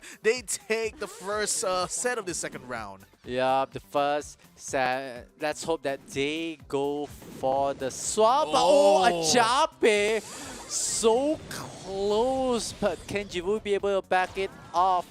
Meanwhile, a reset coming in from the side of Help Me, as Achapi needs to go for that reset, need to get the heals up. They will be putting the crow in to the middle. Meanwhile, Kenji will swap side with Achapi. So now another switch of route. They are putting Kuro on the left side. But look at how the side of Rising Suns esports, they are switching up as well. But CZK is the only one alive, so it could go towards the side of Help Me. Yeah. No, Help Me has changed their prioritization. Earlier, they're trying to suppress ZZK a lot more, but then they realized that Bear is actually a much bigger threat on this side, because once he gets fully online, it makes it very hard to take him down. Achapi almost gets taken out by Nani's little homing missile there, but now they're able to keep things stabilized, but they are able to use this opportunity to clear out the walls. So there's not much now that Rising Sun can try to do defensively here. They have to go on the attack. They have to push them forward. Now Kenji is going to be forced all the way back. They have have a lot of defensive structures to use here, but they seem to have lost initiative on Rising Sun's side. Unfortunately, having lost out the Nani of CZK, now they have a Choppy flanking in, trying to take out Troy. Only Bear able to hang on. Now he tries to go for the kill on Strata. Kuru does take him down in time there. Can he still hold on though? He doesn't really have a lot of health to go. He's going to try to go against Kenji. Kenji forced to jump away there, but Kuru still, Bear still able to hold his own right now. Choppy still having full health. Bear down in his last bit. And one last shot there by Kenji finishes them off for good. Yeah, Rising Suns esports, they did play in a way that is they were able to bounce back. They were able to create a lot of problems for the side of Help Me, but Help Me, they did realize what's happening. They switch around. They try to see the Brawlers matchup. They put Crow on the other side, and it kind of answer the whole situation that Rising Suns esports is putting on the table. They will try again, and I feels like it's all over again. They force themselves into that choke point and when they didn't need to, and the Brock makes such quick work of them. So Bear just basically hanging on, but it's not much. It's not long for this world here. Carl by himself is not going to be able to do much there, but kind of a misplay there for Rising Sun because they focus so much on that choke point there, forgetting that Brock can easily just kind of wipe them out at that point there. So now Rising Sun back to square one here. Going to have to try to figure out how to deal with this here because it seems like Help Me has already figured out a good way to try to keep them choked off. As long as that wall still stays there, I think Help Me still has a good chance of keeping Rising Sun at bay. But for now, though, CZK is still on that front line, and Troy still trying to get super charged up quickly. Bear just waiting for the right moment to strike, but still not able to find an opening yet because it's going to be the Brock going up against him this time, and that's making it a little bit harder for him to do his job, to be fair. But still, the threat is very real from that Carl. Yeah, it feels like what Rising Suns esports SCA can do right now is the same as how what Crazy Raccoon did with Brighton. It's just play the choke point, just play it slow, and Tree got taken down. Bear is next, and last CCK goes down. That is the round, that is the match, that's the set. And that's over for the side of Rising Suns esports SEA as Help Me brings a close to the set. So it feels like another situation where they were very reliant on one brawler. Brighton was really very reliant on Mortis. This time Rising Suns esports SEA was really rely on Carl, but I felt like CZK, if he's more aggressive, Bear can just wingman with him. They both can stick together and let Troy go towards on the left side. Maybe they could have rotated a bit for the side of Rising Suns esports SEA, but we'll never know. That scenario, that multiverse, it is for another time, another day to figure out. But Help Me, they managed to win, and they're gonna go up against Crazy Raccoon. Here's the thing for me though, it's like Rising Sun basically only is able to deal out about half the amount of damage that Help Me was able to do, and I think like that's why when you mentioned that CZK probably could be a bit aggressive, I'm trying to think like how could he be more aggressive in this regard, because the problem with like Nani is that again very low health to begin with. The attack range is like it's quite long, but then to get effective damage, it only happens at certain ranges, right? So even if he shoots up close, it can still do a lot of damage, but his lack of like tankiness makes him very much a liability if he does go for the aggression. So I think like again, the thing was that CZK was doing the right thing where he's trying to make himself the center of attention to try to keep things off of that Carl of Bear. But then once Help Me recognize the threat of the Carl, then you saw them switch gears. You saw them swap positions. You saw the Brock now pressuring Bear a lot more, and you saw the Brock playing a more proactive role in trying to keep the Carl suppressed. And I think that put a wrench into Rising Sun esports works there, because without the Carl trump card, like the other two members which is so even when there were situations where like there was one instance where like Bear went for the jump, but because CZK was not ready yet, they weren't able to capitalize fully on that motion. And plus, like I think the main value for the Nani was really to get the follow-up kill from the next round, because once he has super up, he can basically try to get like an instant kill right out of the bat. He managed to pull that off once, but after that, like help me basically spread like the damage by having a choppy tank the damage for the Brock there, thereby nullifying whatever sort of value that Nani brought to the table. I do agree. Rising Sun's esports and help me the last map, the last set, it feels like a musical chair situation where a lot of swap arounds, a lot of move around, and a lot of problems that they need to do, but it's over, it's done. Help me wins, but we also like to thank Kachi Shop for bringing the action and bringing great deals and game top up. You guys can visit at www.kachishop.com. So there's a lot of things that the teams have to answer and really figure out. But then again, it's day one. Yeah, stay one. They still have another chance here. Also, we'd like to thank as well for our sponsors is going to be Samsung. They are featuring their latest phone here, the S23 Ultra. Go ahead and check that out. It's a really awesome phone here. Share the happiness and level up your game together with Samsung Galaxy. So now that we've already seen our two matchups here, we're going to be going to a winner's match later on, but that's going to be after we take this short break. So stick around, ladies and gentlemen. SPS, we'll be right back.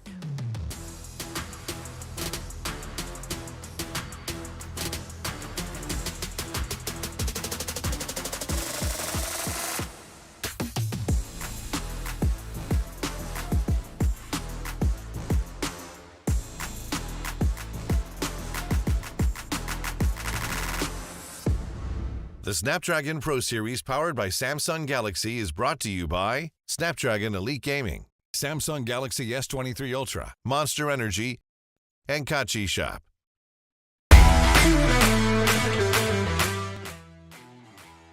Interesting.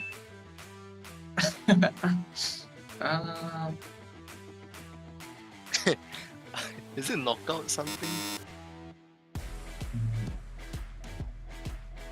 Oh, okay. Canal Grande. Did I ever scream this map before? I can't. I don't know. I actually don't know. これはミルフィーユ。This is Layer Cake. Oh my god. Oh, Jesus Christ. It's multi. Okay. Oh, I didn't know that. Okay, there was. Okay. これはゴールドアームかな。多分ゴールドアームで。Maybe out in the open. Oh, the other knockout map. Out in the. No, that one is the other one. I remember the grass is over here. What's the name? The grass is there, river. I hate this map. We all hate this map. That's why we never go and. Pass. I know the map, but I don't know the name.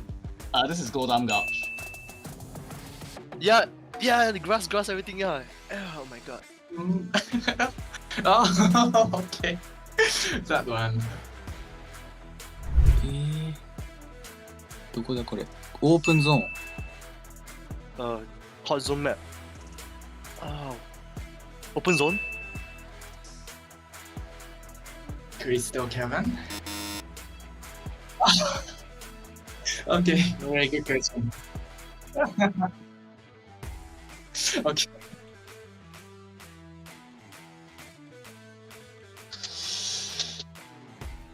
This is out in the open. Oh no! I'm confused the two. No. Oh my god! No way! I meant to say that, but I confused the two maps. Yeah. It's open. Oops.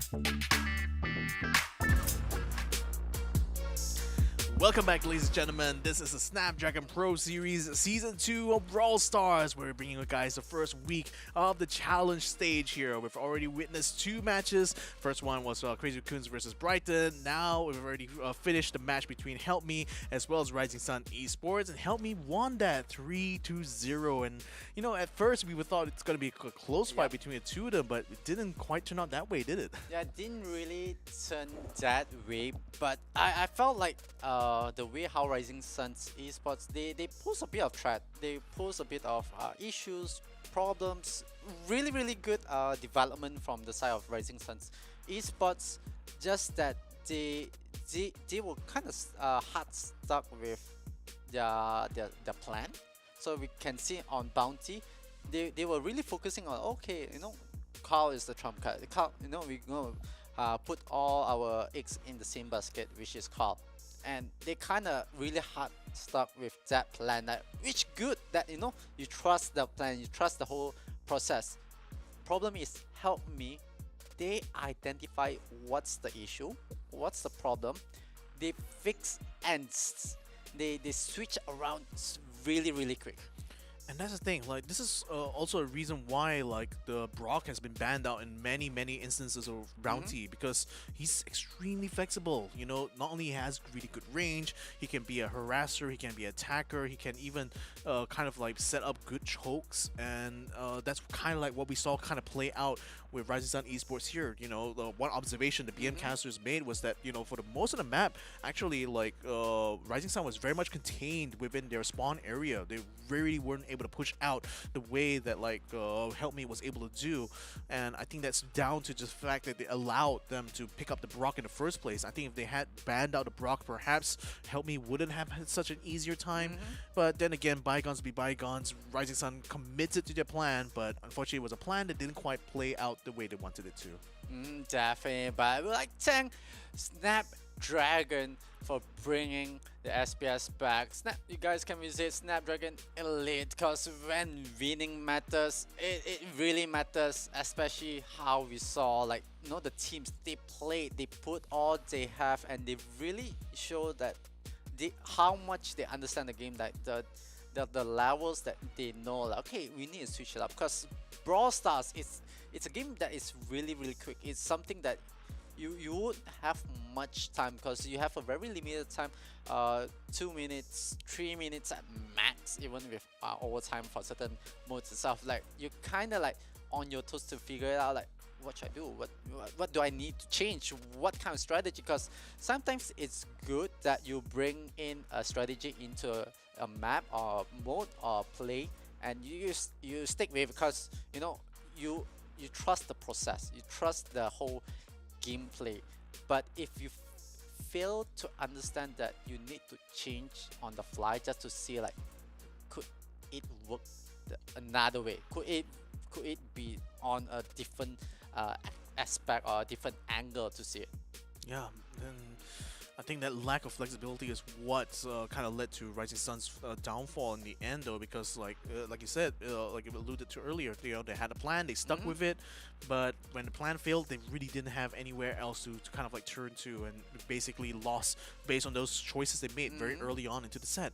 Nevertheless, ladies and gentlemen, we're going to be interviewing the winners of that previous round there, which is going to be Help Me. This time, we're going to have Kuru on the line here, and Kuru definitely was playing like the MVP of that last match there. I mean, not only was playing amazing Crows here, but also played an amazing Brock. Let's go ahead and jump in now with Kuru here. Kuru, thank you for joining us here, my man. And I think right off the bat, I think you have a very interesting question to ask them, isn't it? Yeah, Kuro, help us to help you and to help all the fans understand why the name Help Me. はい、面接していただいてありがとうございます。まず最初の質問なんですが、なぜ、チーム名は Help Me でしょうか？教えていただけますでしょうか？チーム名ですか？はい。なんか自分は決めてないんですけど、ケンジーさんに全部任して、なんかチーム名決めてもらったら、なぜかなんかヘルプ名になってました。はい、ありがとうございます。So actually, I didn't decide the team name to be Help Me. We actually let Kenji decide it, and Kenji decided to change the team name to Help Me. Oh, so you probably gotta ask Kenji next time we Yeah. do bump into him then. So in any case, like now that the all right, so when we had interviewed Crazy Raccoon early on, they were definitely having their sights on Rising Sun Esports as one of the top contenders here. Now that you guys have actually beaten Rising Sun to get to this winner stage here, like what are your thoughts about Rising Sun in general from that last matchup you had?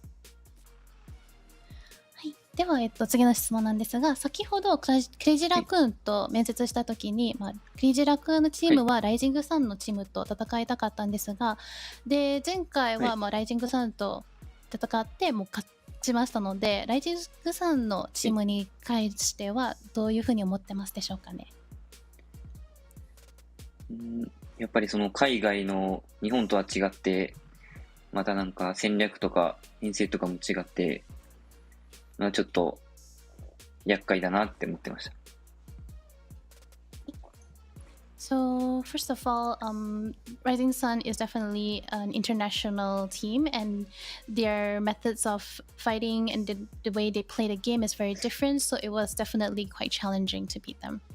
Yeah, but they still managed to win up 3-0, didn't they? So, I mean, again, congratulations up front. Oh, I think one last question we can ask them. Yeah, definitely one last question. As Team Help Me will go up against Crazy Raccoon next, what do you guys have a message for them before the game and a message to your fans as well?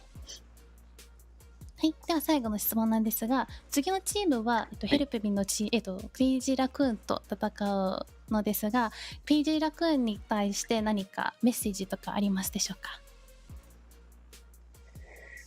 まあ今回ちょっと勝たせてもらいますと言いたいです。ありがとうございます。So for this time, we would let Crazy Raccoon know that we are going to win this. And thank you.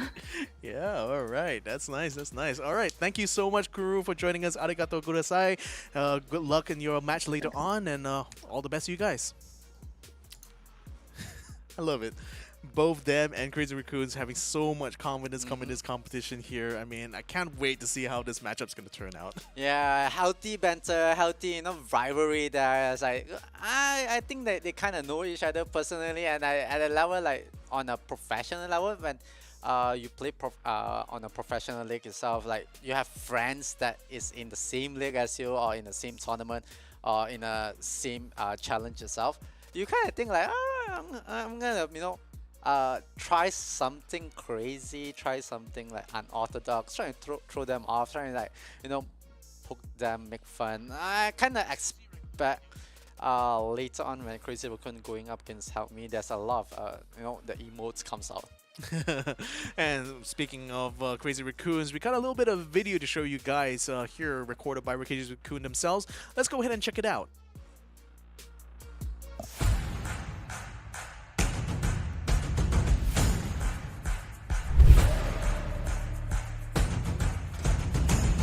Help Me is a very, very strong team, but since we have been screaming them and matching them in the competitions quite often, we know some of their play styles and we hope to counter them.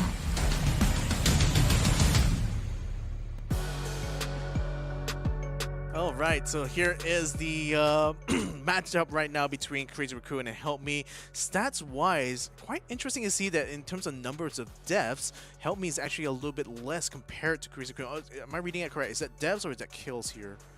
I think, yeah, sorry, it's kills. So, okay, so that means Help Me has a slightly less kills there compared to Crazy Raccoon, but in terms of like their damage, in terms of healing, quite even on that front. So what do you think it is that's making Crazy Raccoon better killers compared to Help Me though? I think what Crazy Raccoon do, it's more of aggressive play, but all in. They tend to take the situation right. All right, we're gonna commit. We're gonna try to go for full force, and if it fails, sure, we're gonna reset. We're gonna play time. Help Me on the other hand, like they wanna play time. They don't want to go full in first, because if you see the type of brawlers that they picked up the brawl, like list that they have, the brawler pool, it's more of a brawler that I need to sit, I need to wait, I'm gonna play some time, the first 20-30 seconds, I'm just gonna see what you're gonna do, and then like, alright, I'm gonna react to it. I'm gonna go for the aggressive. You can see like the Crow that they have, the Brock, even previous matchup itself. It's a bit like, I'm gonna sit here, I'm gonna wait, throw some cheap damage out, throw some problems towards the enemy, and see from there. And they only activate around 20 or 30 seconds later on. Crazy Raccoon on the other hand, like, oh, let's fight, let's from the start, if we get that advantage, let's sit on it, let's be aggressive with it. And match number 3, Crazy Raccoon going up against Help Me, is not the same map and mode rotation. It's something different, and it starts with Hot Zone. Yeah, we're going to be running on open zone here, so as the name implies, this map is a lot more open. Though there is plenty of grass to play around with on the corners of the map, so I expect to see like some marksmen being picked up for good effects here, or perhaps even more artillery type brawlers are going to be used here that will certainly be very effective, at least doing that zone control. And just kind of bring back to the early discussion we had, between Crazy Raccoon and Help Me, I get an impression like that from what you're saying is that while Help Me plays a more like gentlemanly and cultured kind of way, I guess like Crazy Raccoon is a bit more wild and feral in that sense. Kinda that way. They're a bit more crazier, they're a bit more jumpier, a bit more like a raccoon. When you meet up with a raccoon, they might be cute, they might be lucky to some, but they are aggressive, they are wild, they want to get up to you. They're gonna not. If you ever meet up with a raccoon, and I don't recommend meeting up with a raccoon because certain raccoons or feral has rabies, but they'll be aggressive to walk up to you. But the moment they walk up to you, they'll be like, okay, what's next for me? Like going up to a raccoon, the raccoon will be like, very hostile. But the moment you start holding his hands, it's like, okay. The raccoon start thinking, what's next? And what's next is Crazy Raccoon against Help Me. The ban for the brawlers is out, and it's very, very surprising to see Help Me bans the Crow, Crazy Raccoon bans off the Stew. It could be wrong, but we have to see. Like, it's very important. Yeah, they kind of lock into the ban itself, but for Crazy Raccoon, they want to take out a lot of mobilities from Help Me, and Help Me doesn't want like crazy aggressive that jumps. And that makes a lot of sense, right? Because again, open zone makes it very, very strong for high mobility brawlers. So I already anticipated that the Stew was going to be banned out. I didn't anticipate that the Crow was going to be banned out. I actually thought that Help Me might actually try to leave that open for them. But nevertheless, Crazy Raccoon had the first pick anyway. So going for the Max is definitely like a very standard choice, I feel, especially when you don't get to have like a very strong and obvious heroes on the way. Like the Max is certainly going to be kind of like, he's kind of like the jack of all trades, I think, especially for attackers or frontliners here in Brawl Stars. So certainly Help Me is going to try to counteract that by bringing out the Lola as well as the Jeanette. And Jeanette here could be an interesting choice here, given that she can be very useful in harassing the grassy area. She could also be used in a defensive capability, but only whenever a super is up. Conversely though, Crazy Raccoon is going to be bringing out the Byron in response, and a Pam as well. So they're going for tank and healing here for the Crazy Raccoon side. So okay, I can see this is where they're going at. I mean, it's seeing the amount of damage potential that both the Lola and the Jeanette can do, especially when they have the supers up. And inside, the best counter to that is just tank that damage with the Pam. Yeah, but I'm still not that convinced with the Pam. Yeah, Pam can deal damage and tank it up, but is it enough? Because the amount of damage output coming out from Help Me, it's scary. It's a bit more scary. Even though you have a Byron, the Byron got a buff.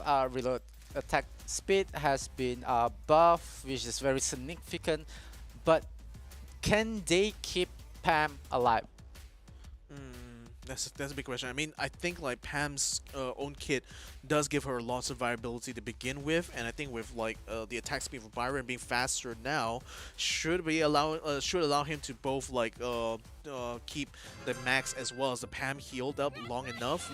But I think they're just really banking on like the gadgets coming out from Pam to actually make that big difference, because like her ability to heal everyone with a treasure chest is very, very important here, and it's certainly going to be very much needed. Oh, he tried to break his gadget down, gets popped off almost immediately, but Siddhitampo still stays inside the bushes, as it were. Unfortunately, they just lost one there. They also managed to take out a Choppy in response there. Moya's only just come back, but he's already taking so much damage there. They haven't really got the percentage going up here for the Crazy Raccoon side yet. In fact, Help Me has been able to keep them at bay for quite a while now. Tensai being forced all the way back. Moya Goku's trying to go in front here to force against Kuro, but again, the Ego has already come out here for the Lola. It's making it quite hard for them to actually stay on the front line. Needs to back up both him and Tensai, and they will be able to take one down. So now they have control over the hot zone here. Help Me now on the defensive. Yeah, Help Me. They will have to reset. They do have advantage, but it's been closed down from the side of Crazy Raccoon. Crazy Raccoon does have the hot zone in hand. Moya with the Pam sitting on it. They will get the first 50%. They will start slowly progressing, and it's going to be a bit hard for Help Me to have this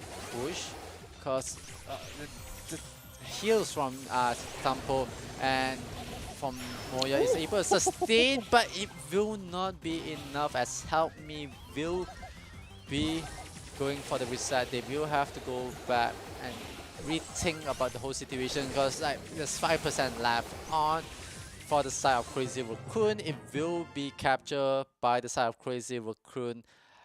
It feels like the start of it, both are trying to give everyone a check to see like, okay, what are we going to do? How are we going to do about it? But I was a bit on questioning the placements of the brawler, putting the Byron on the left, putting the Pam in the middle. Maybe I was thinking of switching the Byron up and maybe put Byron behind Pam, keeping them sustained. But it feels like Crazy Raccoon, they know what's up, they know how to be more aggressive. Question is, how does Help Me like respond to all this like map control? So low-key, I wanted to mention this. Siddhitampo is having an amazing game against this Jeanette here. I mean, he's already killed Choppy so many times now. Is he going to be able to nail down another one onto the Jeanette? And now she brings out a gadget one more time, gets popped up almost immediately by Tensai. And Siddhitampo is just keeping the Jeanette at bay the whole time. Now Kenji is going to get taken down. Kuru is attempting to try to hold his own, but no way to can hold out for much longer though. Moya Goku is going to be taking on the front line here against Kuru here, making sure that he stays out away here. But at least the capture percentage is already up to 50% now for CR. No. They will be able to take down Kenji as he tries to jump into the middle right now. The bubble shield is being brought out here to try to keep themselves onto the hot zone point as long as they can. The Crew just tanking all of that damage right now. But finally, Moya Goku takes him down with only 500 health to spare. Kenji comes around from the flank side, but unfortunately, the hot zone is very much in the control of Crazy Raccoons right now, and they don't seem to be letting go of that anytime soon. Another shot going to be coming around to the temple. Takes on a Choppy for the up team time now, as Crew now takes control over the hot zone just in time. But unfortunately, now that the Crazy Raccoons are coming back up, it's like Help Me is going to need a lot of help right now, as a Choppy sends on a super, trying to go against the temple, takes him down, finally gets some revenge on his side.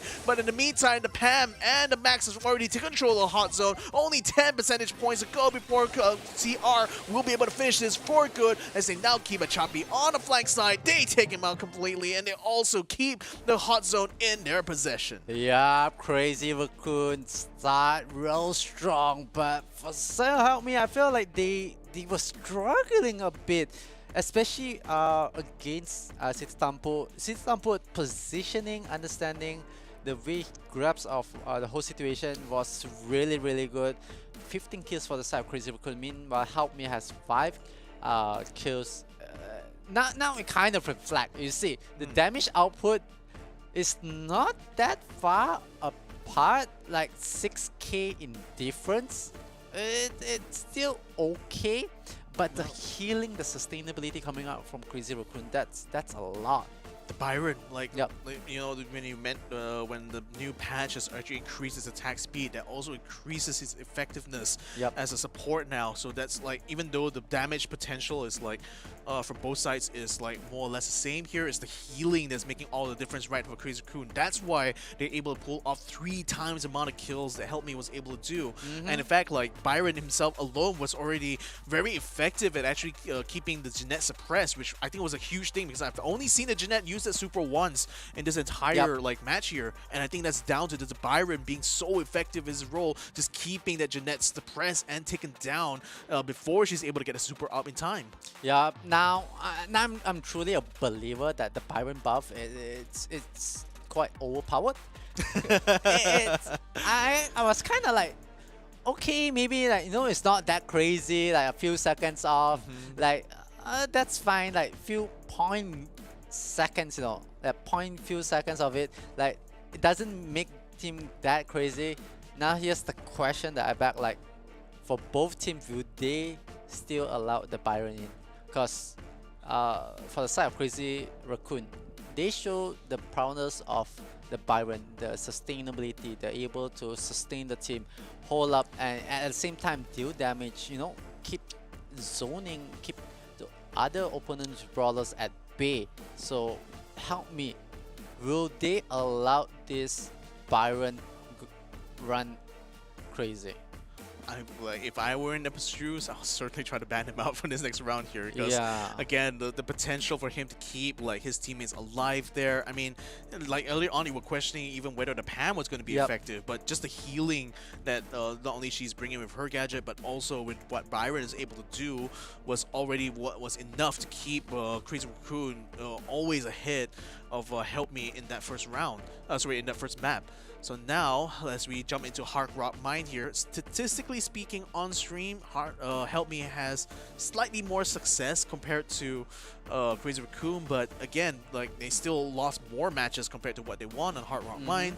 So I guess it's still like quite even here. I would assume, rather I would think that it was still could be anyone's sort of like advantage here at Hard Rock Mine. But given what we saw already with the Byron usage by Crazy Raccoon, if they are still allowed to use Byron this round here, this could be really hard here for Help Me. So if I were in their shoes, I would certainly ban him out. Yeah, because just look at the map, the way how Hard Rock Mine is being positioned. It's so good for Byron to sit in the middle between the two jam-looking pillars, and just position the Byron there. You can put maybe a Poco right in front. You can put Frank if you need to. You can even bring Stu in. The Byron, the positioning for Byron is so perfect for this. So will both teams allow Byron be picked, or it will be a ban on it? Because I felt like after that, it feels like Byron kind of feel like he needs a perma ban. Not from the game, but the team has to emphasize that the potential that what Byron brings on the table. Yeah, he is still going to be open on this pick though, but like, it looks like prioritization on bans just went more towards the penny for both sides, and I guess it's no surprise actually, because there's a lot of grassy areas that the penny could potentially set up a cannon in, so that could become like a huge threat on this side. Help Me, interestingly enough, has decided to pick the Crow for this round here. It has brought a lot of success. I mean, Kuro, again, is no slouch of a Crow player and has been the playmaker, really, for Help Me in their previous matchup against Rising Sun, but against Crazy Raccoon right now, especially on the gem grab round, I mean, it still could work. Again, the Crow could always be it's always a very strong flanker, like, no matter what. So if Help Me has a solid plan on how they want to keep control over the gem spawner, then this could definitely work out. Yeah, Kuro, the Crow itself, it's a great baller. It's a great opening from the side of Help Me, it's somewhat like a cornerstone pick, a cornerstone brawler for them. Like, okay, don't really have much. Sure, open up with a Crow. Nothing much to let the opponent know. Sure, open up with a Crow. They kind of pick it in a way where they know, like, all right, you know, we can deal with something the opponent throws up, but the Crow is just going to be like out in the open, right in the open for anyone to understand. But now it opens up a question: do they want to pick Sandy? I feel like it's viable. It's viable, but not that crazy great. I think the bigger problem is just 8-bit's damage booster, because that means no matter what, Crazy Crew is always going to have an advantage on damage as long as the 8-bit is alive and his damage booster is up. So they need to have something effectively to deal against that. Could be the Crow. Bell and a pick there. They're going to go in for the Ashe here, so Oh, it's okay from the self. Help Me with the lineup that they have, but get in, can they get out? That's a big question, right? So it's like They can get in. if they go in, they have to go all in basically here, because if they can't take out the damage booster coming out from 8-bit, and oh boy, with Nita having like with Baby Bear as well, this is going to be a very tough one here, because again, the Jean is going to be the one on the gem spawner the whole time, and that's going to make it so hard for the Ashe or the Bell. I think it's probably going to be the Bell that's going to be one to challenge him for the gems here. It's going to be quite hard, because anytime that Jean has his super, he will drag the Bell right in front of him and can allow the 8-bit or the Nita to finish him off. And Nita effectively creates like a fourth member that they have to watch out for, and that could even the odds somewhat. So unless the Ashe from Help Me here could kind of like can kind of open up some sort of route here, or at least if Kuro, I'm not even sure if Kuro is going to be playing the Crow this round.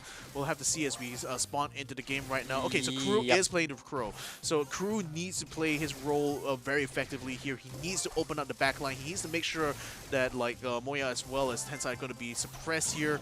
But then right now, I think it's pretty much still like they're not really going for the gems quite yet. They're just more or less trying to set up the positioning. I think they're still waiting to try to get their supers up before they go all in for this. But it's going to be a very tense period of time. Kenji instead, he just goes ahead, picks up the gems for himself, and loses his life for the effort. Achapi now pushes up on the right-hand side. Moya is going to be able to go in front, should be able to finish him off, but he's able to slink by them. Now the Nita is going to have a bit of trouble right now to try to take him out. In fact, Moya gets taken down instead, and Achapi still lives on. Oh wow, a big mistake from the side of Crazy Raccoon, but they will try to go for the reset. They will come back, but Help Me, they need one gem. That's all. Tensai has to play his role and hold on to gem spawner, but one of the gem. Drop the gem. That is the opening. Tampo will be able to push out, but Kuro will be able to pick up the gem and fall back. Now here's the problem.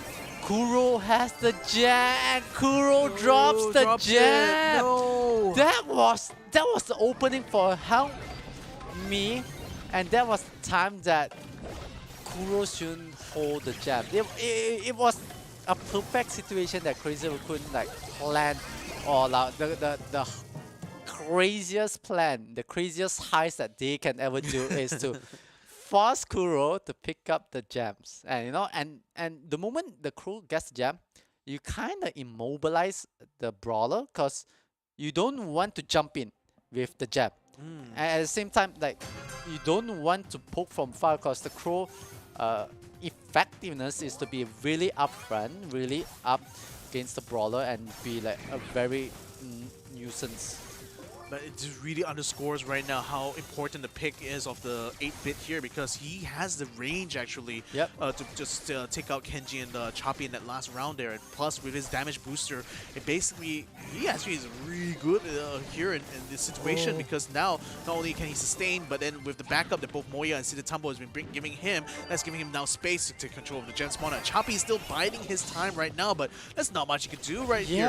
Like, you've got Nita already having focus on him. They already know exactly where his position is. Kenji now tries to take position, but now the damage booster is coming out for Tensai, so Kenji's time is going to be running out even with the shield coming up. Look at the amount of damage he's already taking there. That's very quick work that Tensai is able to do to Kenji. Sidatambo now just trying to keep Kuro at bay, just keeping an eye on that Crow, making sure he doesn't get close. And again, the Crow doesn't want to pick up the gems, instead jumps in front of Sidatambo, so the G was able to just finish him off with his finger of death. Yeah, and the counter starts for the side of Crazy Raccoon, and Achapi, the way he got zoned out, it's so hard to look and feel for the side of Help Me.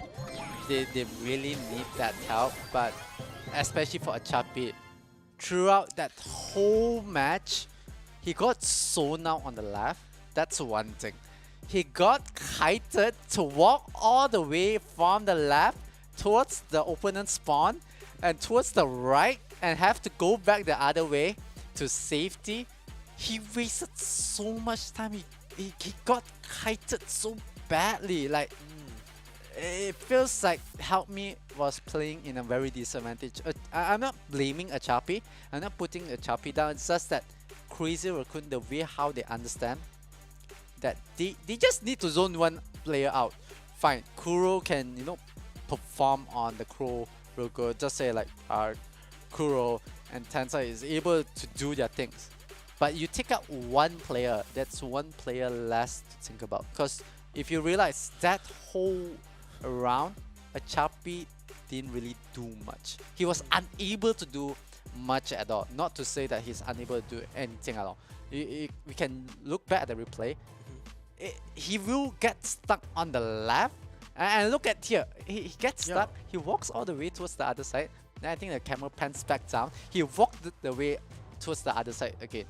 It's like, he got kited out so badly. Yeah, I mean, and again, like, Nita is just taking full advantage of having Baby Bear out there, and this made it so hard for him as well, because, like, again, Bear is just going to keep chasing him down no matter what, so he had to try to close the distance. Nita, problem is the movement speed is literally the same, so as long as the Nita player is able to kite him effectively, like you said, like, Achapi basically became neutralized during that match. So, very unfortunate here for Help Me, because it just, like, Crazy Raccoon quite literally outplayed them in that round now. So we're going to be moving on to Bounty here. This is going to be Canal Grande. So this is going to be one of the more unique maps actually in Brawl Stars. Given that it's, instead of being like a top-bottom split, it's actually more of a left-right split actually. So this is going to be interesting. Possibly going to want to see whether or not the Eve is going to get played here, because she would have a huge advantage. I think very likely she will get banned out knowing these two teams here. But nevertheless, this is going to be a very it's going to be very much high time now for Help Me here. If they were to try to put a dent onto Crazy Raccoon, they're going to have to do it here now, because there are literally no more chances left. They already lost the first two sets, so now it's just going to come down to this one here to see if they can mount a comeback. Yeah, this is gonna be a bit hard. I'm trying to refresh and recall. Is Help Me playing from bottom up or Help Me playing from top bottom in the previous map itself? Previous one, I think it was like they played from top down. Top down, right? So, from my understanding, Help Me will be playing from top down. So they are playing from the red side. Meanwhile, Crazy Raccoon is playing from the blue side. I feel like Help Me has to play on the right side, because they're playing from the top. They get a bit more space, a bit more opening, less obstacles, because there's only one wall there. They might want to play on the right side of this map. And Canal Grande, meanwhile, for the side of Crazy Raccoon, they're fine to play on the left, but I feel like they're still going to be much more aggressive. They're going to be much more they know what to do, especially with the lineup. So it feels like a lot of brawlers, they are not really afraid. They don't mind giving Help Me the advantage to pick up if they want to pick up a Crow, go ahead. You want to pick up a Byron, you want to pick up any type. Feels like Crazy Raccoon has a solution. And I was just thinking the whole scenario, the whole matchup. Crazy Raccoon, Help Me. It feels like there's two person like narrating this, right? There's a Crazy Raccoon chasing the other guy, and like the other guy is just calling Help Me. But Oh no. but just looking at this whole situation, oh, Help Me. They have to play the perfect situation. They have to. The best solution for this is they have to play from the right side.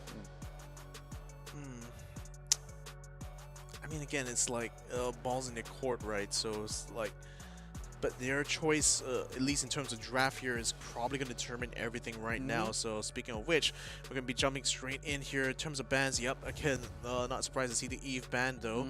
But then, oh, he also banned out the Jeanette here on Help Me's side, as well as the Jean on Crazy Raccoon's side. So okay. What does that leave open right now? I mean, they could potentially bring in a Carl. They could try to... I mean, marksmen are both very much wide open here, so they could even try to use a Brock. Though I don't know whether he'll be that effective. I mean, certainly, like you mentioned before, if they play on the right-hand side here, at least for Help Me, if they're starting on the red end, they're playing Help Me there, like... A Brock would actually clear out a lot of the obstacles there. But the grey box, if I'm not mistaken, is indestructible. Yes, those are indestructible. So but okay, you can clear out the grass, yeah. You can clear out the grass, you can clear out like the obstacles on the right hand side, but you will not be able to clear out the indestructible walls though. But then again, Brock doesn't seem to be on the card. Now they're going to be going for a Sandy pick on the Help Me side, a Squeak and an M. So that's going to keep them like separated actually. Yeah. So yeah. Divide and Conquer from the side of Crazy Raccoon. What's the response from Help Me? We have to see the response. I feel the Brock is still viable, as what you say. I'm just looking at the whole situation. They pick up the Byron. Okay, they're gonna play a bit of sustainability. They might means that the Sandy has to be really upfront. Then they're running what? Try damage. Yeah, I don't see Help Me gonna pick up a brawler that is able to sustain or like soak the damage. I mean, the immediate problem I can think about right now here is that Count Grande, because of the way the water is laid out, there's actually a lot of choke points that you take advantage of here. So okay, Stu is going to be picked up here. Not sure how effective he will be overall, because there's still the big problem about the choke points here. Like the Squeak naturally will kind of force Help Me to be a bit more spread out in general, but then the M's can easily like take control of any one of these choke points, whether it be the middle, the top, or the bottom, and it's going to limit the sort of mobility that Help Me could do. So unless they're trying to bank on like getting Sandy to have her super up as quickly as possible, that perhaps would be one way for Help Me to get an opening for themselves, because that way that Stu can attack under the cover of the Sandstorm. But as I say that, Crazy Raccoon pulling out a bit of a curveball right now by picking up, of all brawlers here, picking up the Buster, which is the newer brawler in this matchup here. He's going to be super tanky. So I think what Crazy Raccoons are going for here is just zone control in general here. They have the M's to take control over the choke points. They have the Squeak to keep like Help Me like spread out.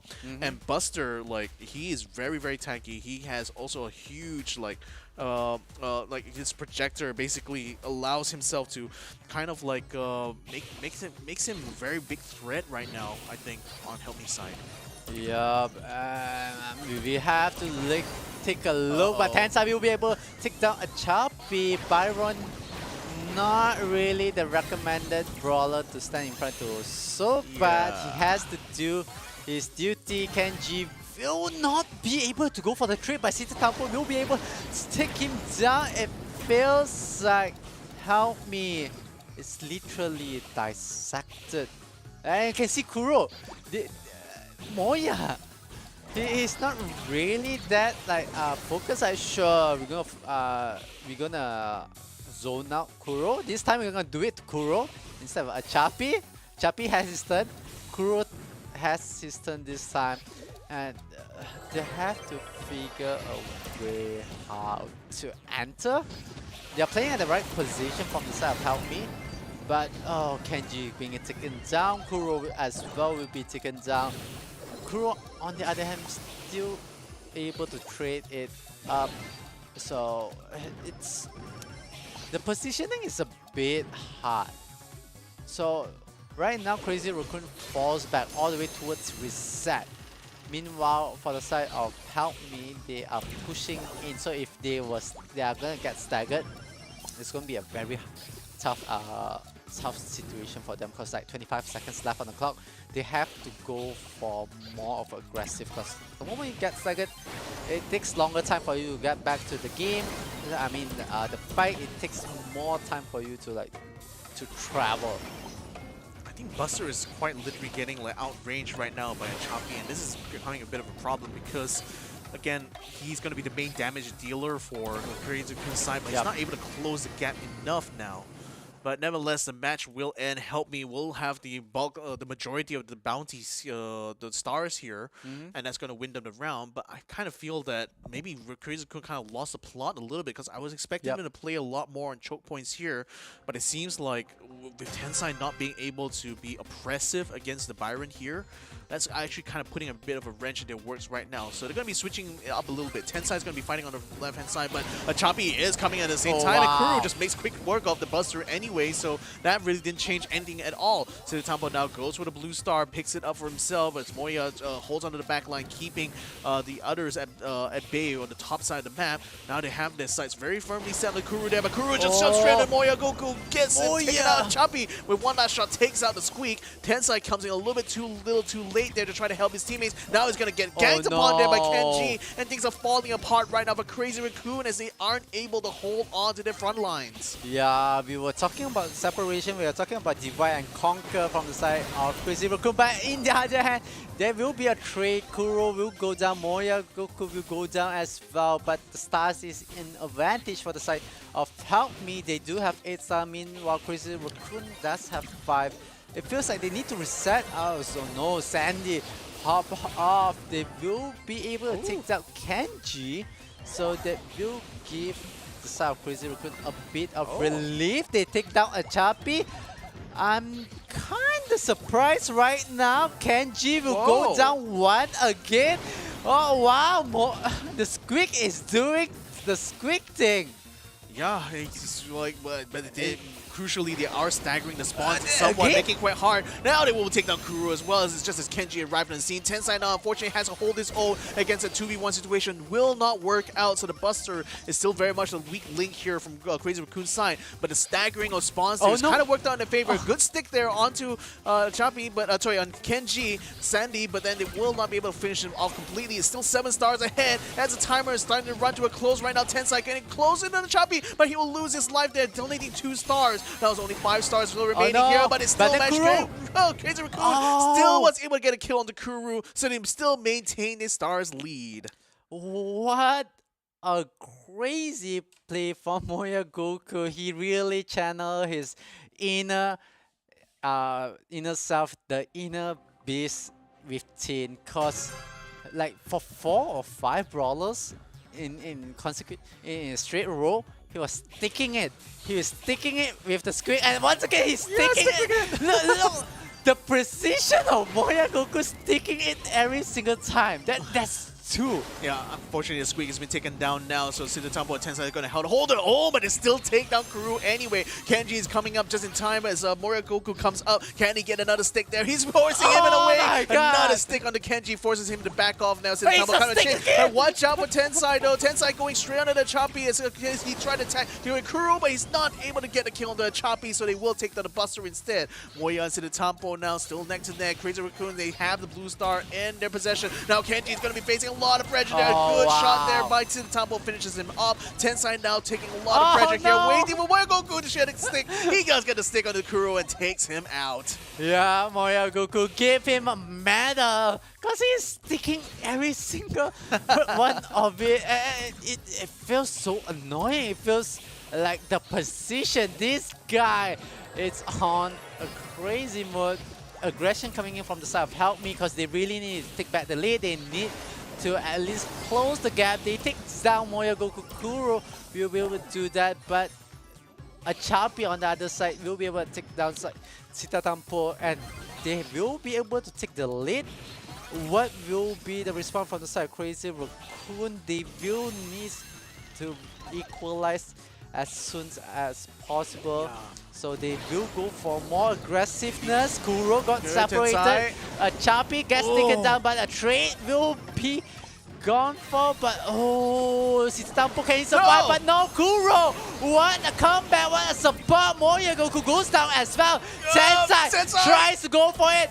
Can he bring him down? But 2 seconds, it will not be enough. 2 stars. Help Me help themselves with the star and manage to secure a point.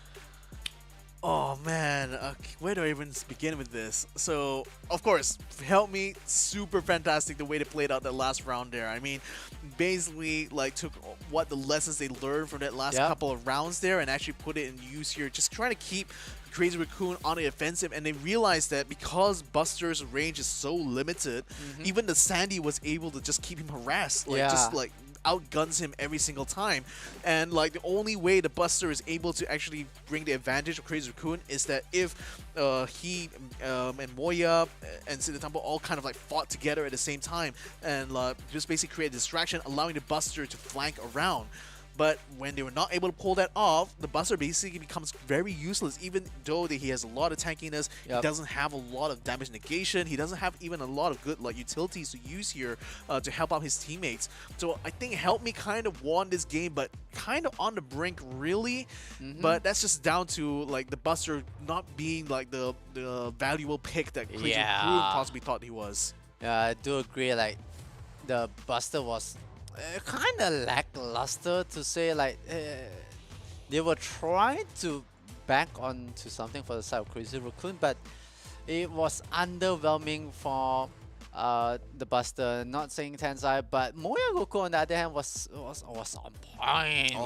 He was sticking it every single time. The moment you see anyone, he's just gonna be able to stick it. But that helped me manage to get 1 in the bag. So that's 2-1 in the lead for the side of Crazy Raccoon.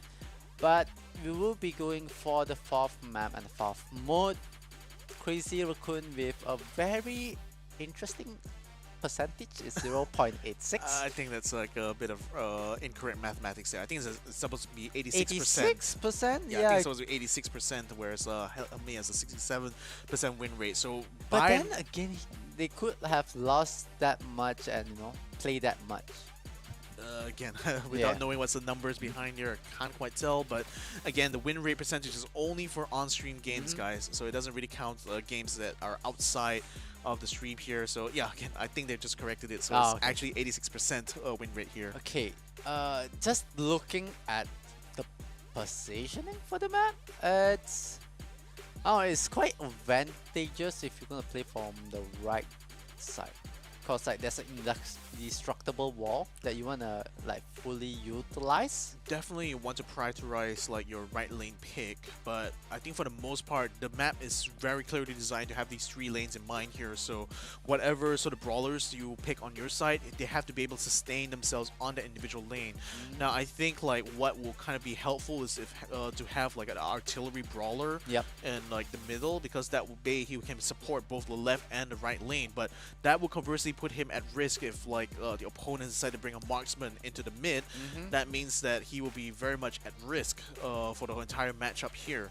So, but nevertheless, with the way this map is laid out here, I think, I don't know, it's again, I'm trying to think like between Crazy Raccoon and Help Me who will have an advantage here in terms of like, because this is a map that's very much geared to testing individual skill in like their individual lanes right now, and trying to think like between Help Me and Crazy Raccoon, like between like players like Sidatampo as well as like Moya, like who's going to be a lot better in that like solo kind of configuration here.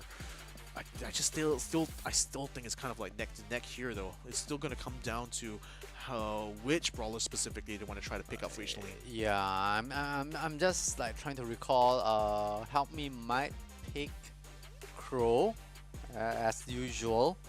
They might pick Crow. They might pick Byron. Byron might fit the bill in the middle. Crow, Byron. You could pick up a Piper or Colette or Yeah, any sort of marksman role would be like, yeah. especially on the right hand side. I will imagine like a marksman would be like the most ideal choice there, because the indestructible wall acts as a bit of a cover as well. They can use to support like the Crow or Colette, whoever they decide to use to attack the safe, right? But at the same time, like, Brock, is it viable to put on the right lane if I'm assuming Brock is gonna get banned, because again, when it comes to heist maps, Brock is a little bit too strong simply because of his kit. So I'm anticipating he gets banned, which means that other marksmen will be available to be picked up here. Just thinking, like, will Crazy Raccoon, what will they pick? Oh, it feels like they could pick a Rico in the mid. Rico might fit the bill. It might, but I think he'll be less effective because Rico is only good where there's like narrow corridors where he can bounce his projectiles off the walls. There's really only 2 walls to use here, and they don't really carry forward that well. So I don't know. They could potentially even just go with Daryl actually instead of Daryl. Rico, because I think like the Daryl's charge is probably a lot more valuable than Rico's ability to ricochet here. Ooh, Brock being banned. Yeah, like Yeah. I anticipated that would probably happen, and yeah, called as well would have been a very strong choice actually, because he could easily take out the wall on the left hand side with his super, and he will have like a insane amount of range that he can actually damage the safe from a very long distance, kind of like the Brock actually. But look at that as well. Like, I mean, you even ban out a Piper as well. I mean, Crazy Raccoon just basically wants to eliminate any sort of range opportunities here from Help Me side. So Help Me is going to go for something a little bit different. They're going to pick up the Eve, which remember has mobility over bodies of water, so she can actually easily hop between the lanes here. So that's all well and good. Question is still going to be what is going to be coming around to pair up with her, because Eve alone doesn't quite a good assault lineup make. So while she's going to be very useful in harassing, while she's going to be very useful in like doing some lane upkeeping, she can't really be on the front lines for the most part. So I think Help Me is still kind of holding the cards close to his chest. Crazy Raccoon just going all out here. They're going for the Lola and a max pick, and should be a relatively solid choice here, because even though they may not have crazy amounts of mobility nor crazy amounts of range, although I think Lola actually has a decent range compared to Max, just on fighting ability alone, they will be able to sustain in their lanes very well, which is I think mainly what you would be looking for in a map like this. You want brawlers that can sustain themselves in a solo capacity. Yeah, just one brawler that I just recall about this kind of situation. A tick. A tick, or even a Nani, if you want. I'm not sure, am I recalling it correct? Maybe a tick or a Nani in this kind of situation would be sufficient, and it creates a bit of a situation. I don't know whether it'd be that effective, because like the water makes it so anytime Tick throws out his main attack, at least one of his like mines will actually end up in the water, I think, even when wherever he throws. So that I think kind of nullifies a little bit of his effectiveness. I actually think like a Barley would be more useful if you're trying to do that zone control. But to your point, like if you were to use his super, like the homing like attack that he's able to do, there's not a lot of spaces for him to hide. So yeah, but that's beside the point. He's not picked up in here anyway. We got Otis being picked up to join the bell, as well as the Eve from the Help Me side. Squeak is going to be picked up from Crazy Raccoon's side. So again, they eliminate most of like the really strong marksmen that would be strong against the Max and the Squeak here. So they're clearly like they clearly trying to limit the amount of options that Help Me has. So Help Me decided here we're going to go with a bit of mobility on the Eve here, and Eve also serves that purpose that I think like the Tick and the Nani can do, where like they have homing attacks that can just hone in on individual brawlers. So I think that as long as she can stay mobile, as long as she can lay her eggs and make sure that she's constantly getting the harassment onto Crazy Raccoon, that could create opportunities for her teammates to get the kills, but it's still going to come down to how well the Bell as well as Otis can get the kills done. Bell will be able to get the first one done onto the Squeak, but will lose a life in the process. Left lane is going to be left completely wide open, while the Eve now trying to fight against Tensai. Seems like she's absorbing a lot of damage there, but an opening there by Tensai allowed Kuru to take him out. So now they have mid control. Now Kenji is going to be using his good range here to try to get some damage done on the save, but for now Tensai comes back in. It looks like Kuro and Squeak yet again eliminating each other, but Chapi also takes out Sitatampo, so he will be able to get some damage done on the save from the right hand side as well. So I think things are not quite looking good on Crazy Raccoon's side. The harassment is coming very strongly from either end. They don't quite have control over the lanes right now. Lil homing himself coming out from Lil homing minion coming out from Eve, almost went his way to a Tensai, but now she tried to go up against Sitatampo, gets taken out, but the Chapi does get the trade. Tensai though has been left wide open, so he will be able to do some damage on the save, but it's a bit of a race right now because Crazy Raccoon is taking a lot more damage on their side compared to what they're able to dole out onto Help Me. Yeah, Help Me having the map control, we're able to control the whole situation, but Crazy Raccoon, they are actually responding. Look at the damage output.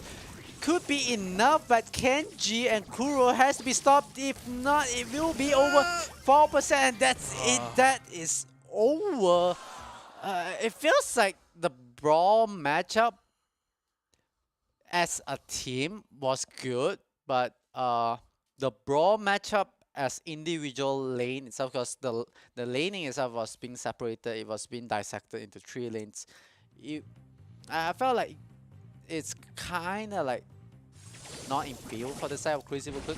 It's in favor for the side of Help Me, and they are gonna utilize this and they are gonna take this advantage, especially when you have the Eve.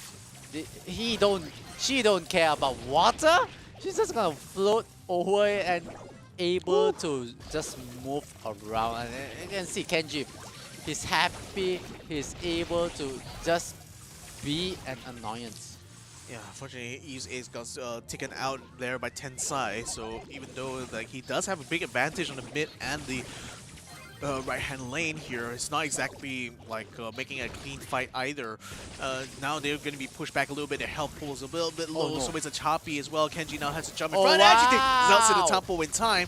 Now I can try to focus in on the Tensai. In the meantime, Moyogoku is still able to keep Bell at bay, and that's doing quite well right now for Crazy Raccoon to try to keep their lanes pushed up, but they still need to have a good answer to this Eve right now, and even though, despite Sitatampo's best efforts, it's not able to take him down quite effectively yet, as the Eve is constantly being a thorn in their side, forcing Moyogoku to try to help him out here, but Kenji still remains alive, still able to play around an indestructible wall right now, making it hard for Sitatampo to get a land hit there. Moyogoku gets the kill on the Kuro. Now the floodgates a little bit open here, as they now will try to do a lot of damage to the save, but then Kuro comes out just in time, forcing both Moya and Sitatampo to fall back. Look at that one shot there. And Sitatampo left himself quite wide open, but Chapi to pick up the kill. Yeah, but Chapi able to turn things around, able to tie on the right side. Meanwhile, for the side of Sitatampo, he has to fall back, go for the reset, will be taken down, but they are going full in. Moyogoku will be able to take down one, but Kuro will have the trade-off. But Sitatampo, what is his focus going to be? Are they going to go and try to zone out Kuro, or are they going to go for the push onto a Chapi? A Chapi is getting into a very bad position, but they were able to trade it off. What a play from the side of Help Me, as they are able to go all in, deal a lot of damage. 31% left for the side of Crazy Raccoon save. Meanwhile, for the side of Help Me, they are still healthy at 50%. 7 seconds left on the clock. Sitatampo, they will try to go for the push, but it will not be sufficient because Help Me, the whole team, Kuro and the rest, they will try to throw their body and soak up as much damage as they can. Means this is a close one. This is definitely going to be a close game. It's all up in the open. Crazy Raccoon, help me.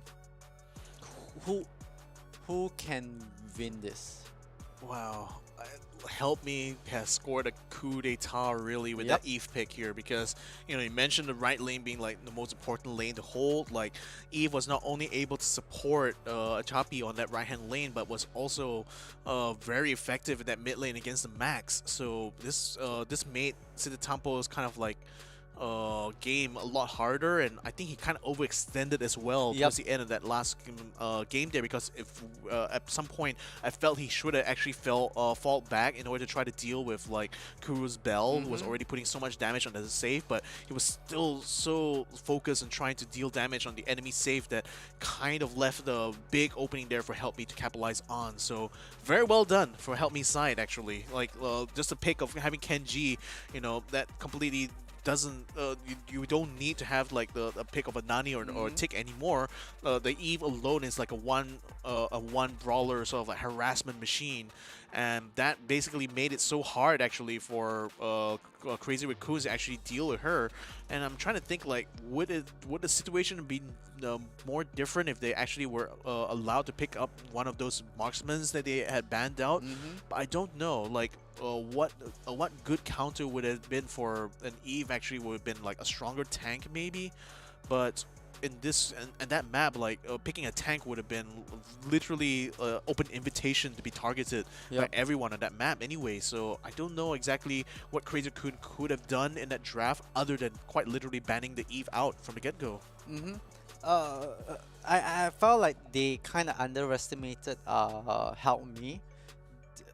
Help Me did really a good comeback, and it's kind of show to Crazy Raccoon, like, you open up the brawlers for us, you don't ban it out. Sure, we're gonna pick it, we're gonna take that advantage. We need it. The first two modes and the map, sure, Crazy Raccoon was really strong, but you can see the comeback mount from Help Me on the third map, on the fourth map.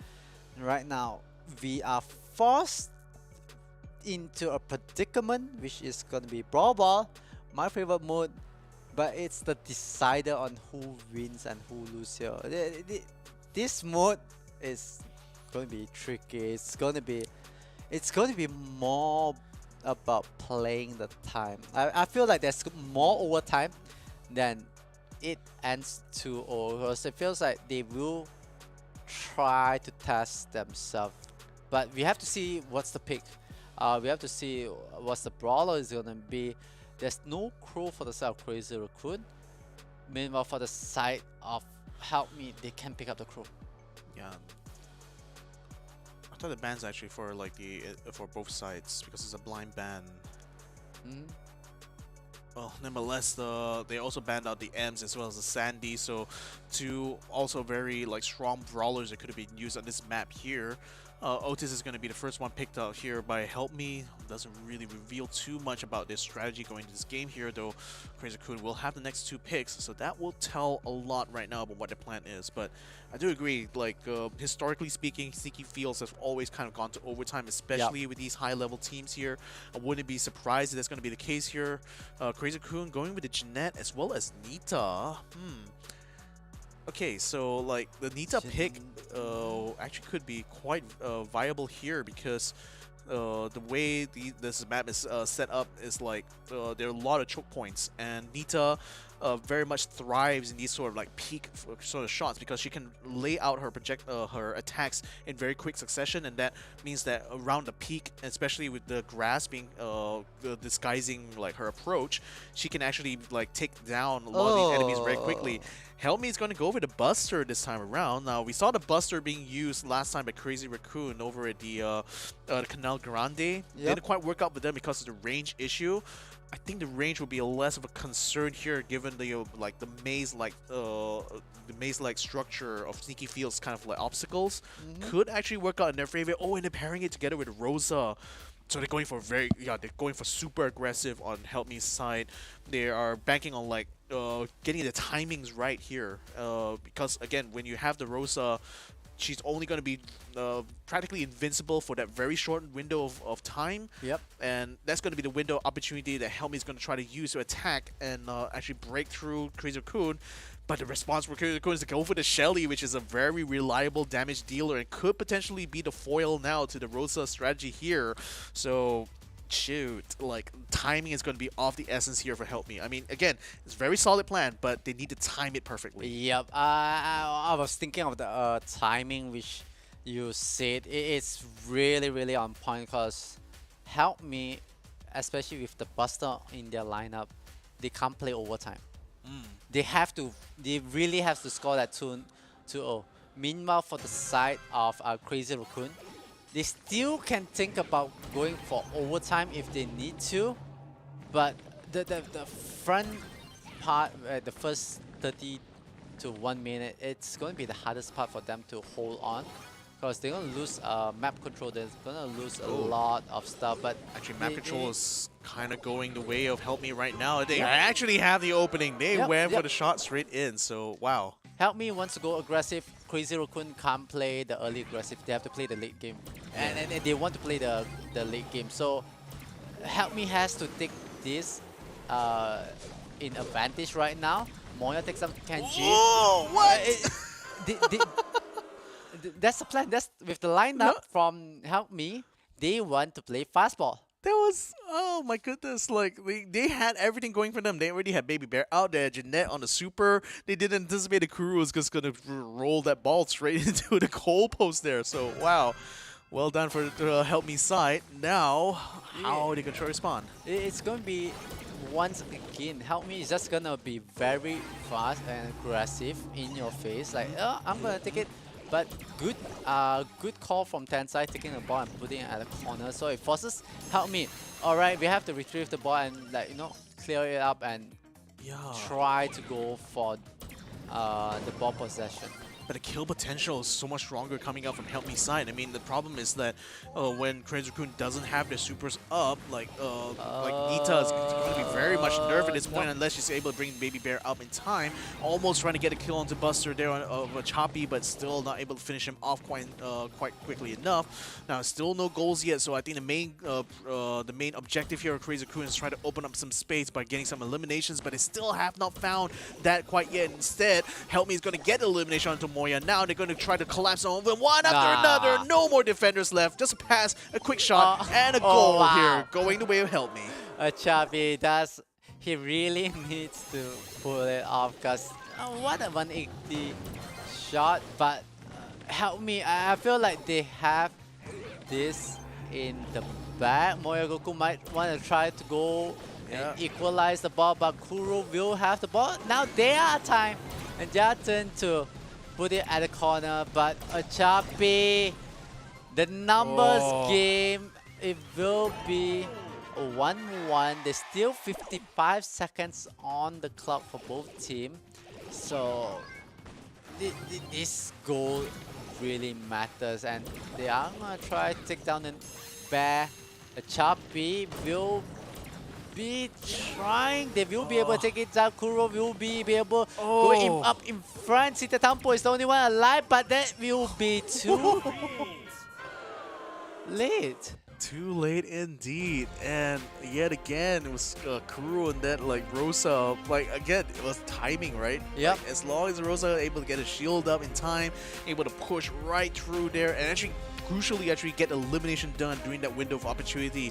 That's the way that they wanted to win this game. And, you know, for a while that Crazy Raccoon actually managed to catch them sleeping, actually, during one of those rounds. And that was what allowed them to push all the way to the goal and get themselves that one tie-up goal. But at the end of the day, like, Help Me had a much stronger lineup here. That's why they were able to kind of, like, keep the aggression going on their end. And again, once they found that window opportunity, they went all in. They got the kills done, and that's the way they managed to make Crazy Raccoon collapse on themselves. Yeah, they were able to neutralize. They were able to turn things around, and especially take care of the pass control that they have, which is the Raccoon itself. And the way how they bounce back, they were back at the wall. They figure out what's the issue. they solve it slowly and surely. It just felt like the Brawl Ball, the way how Crazy Raccoon like kind of expect it to be, was a bit too safe. I felt like the plan that they have was a bit too safe. It was like, "Oh, we're gonna play time, we're gonna play slowly aggressive. Okay, we're gonna put some damage. We are able to go and be aggressive as well." But help me, they didn't really bother about it. They just like steamroll. Yeah, and I think they're kind of like they underestimated how tanky the lineup actually Yeah. was coming out from Help Me side, because like what I noticed is that they were able to literally land a lot of good attacks. Problem is they weren't able to get kills, and that's the crucial thing here. The kills were what made the difference here for Help Me to be able to steamroll over the entirety of Crazy Raccoon there. So as much as Crazy Raccoon would like to play a more like controlling kind of game, like Help Me was just not giving them that opportunity at all. They were just fully aggressive, fully going in with attack, and just kind of like opening up the opportunity for the Rosa to just pierce right through. And that's why Kuro is like such an MVP for so many rounds here. Like he knows exactly the way to kind of like pull off these good plays that put his team in advantage. And here, when all the plan comes together, it's just like a beautiful symphony. It all comes together just so nicely for them. Yeah, but then again, Help Me, they were on a losing start. They slowly capture it. They slowly understand the whole situation, and bear in mind they have to play back to back compared to Crazy Raccoon. Crazy Raccoon was the first series of the day. Then they had a long break. They were able to analyze the game for Help Me, but Help Me, they were able to hold on. They were able to pull it through and go and defeat Crazy Raccoon. Crazy Raccoon, how the day started, it was Crazy Raccoon 3-0 against Brighton. Rising Sun Esports SEA went up against Help Me. Help Me managed to get that win, and Help Me and Crazy Raccoon, they met at this point, the winners itself, the winners bracket, and Crazy Raccoon was close, but they didn't finish on a high note. Help Me, on the other hand, managed to win on a high note. That means Brighton and Rising Sun Esports SEA, they have to fight it out to go up and go against Crazy Raccoon. And I feel like Brighton wants that redemption. Yeah, for sure. Like, I think out of like all the teams there, I think Brighton probably had like the least fortunate time here. I think in this matchup. So I think they definitely want to come out the gates swinging the next time around. But that's going to be weeks away though, because Group 1 has already completed all of its non-elimination matches. And next time we're going to be seeing these teams again, it's going to be for elimination. It's going to be to determine the final teams to get to the playoffs for this challenge town stage. But yeah, I mean, again, for Help Me, that was a crazy good game that we managed to pull off there. I mean, for the large part of the game, I was thinking that Crazy Raccoon was going to have the bigger advantage, but Help Me just kind of like, they understood, like you said, understood the situation. They managed to pull things back a little bit, and they finally identified a winning formula, especially for that last game that made it very hard for Crazy Raccoon to actually recover from, and just won them by attrition. So very well done for Help Me. They've already confirmed their slot into the playoffs here.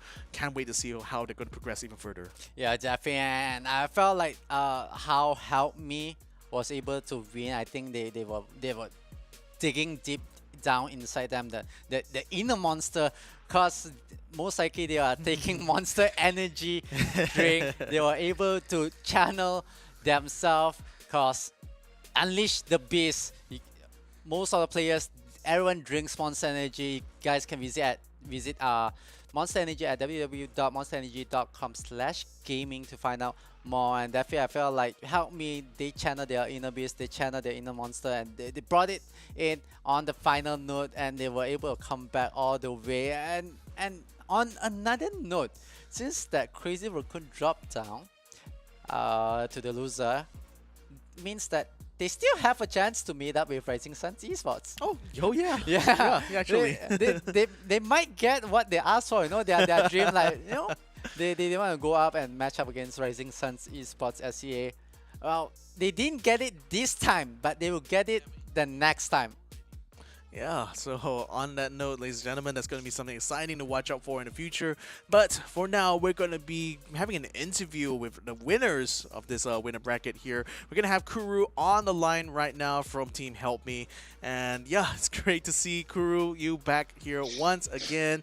So, I mean, overall, how are you guys feeling right now? You've already confirmed your slot to the playoffs. Do you think that this is a really good challenge for you guys, or do you feel that you could have done a little bit better?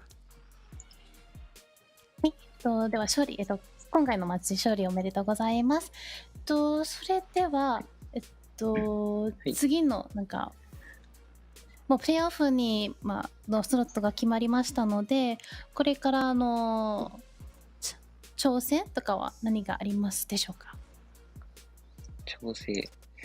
やっぱり練習を、挑戦挑戦。やっぱりまだチームとしてはまだまだなんで、もっとスムーズに勝てるように、やっぱフレバとか積極的にやって頑張りたいと思います。はい、ありがとうございます。So of course for our team we still definitely need to brush up a lot on our skills and we will definitely be practicing a lot more for the upcoming matches. All right. So still kind of keeping things kind of humble there. Next question, do you have one? Yeah, I actually do have a question. It's going to be a long question. It's more like, Kuro, congratulations. But walk us through that matchup against Crazy Raccoon. The first two modes, you guys kind of drop the ball to the other side. But the last three modes, you guys were able to bounce back.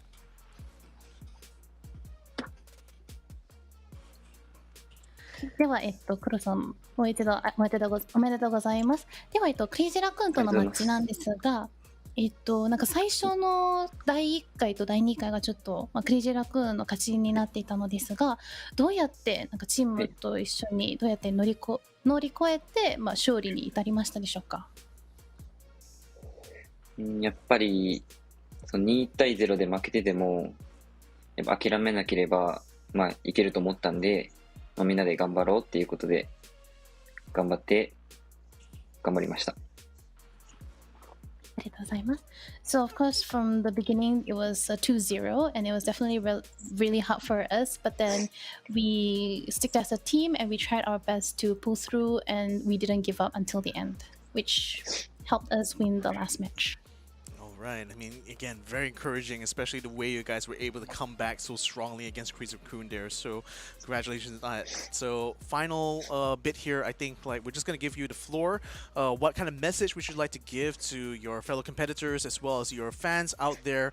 This is just let us know what's your message to everyone on the stream here.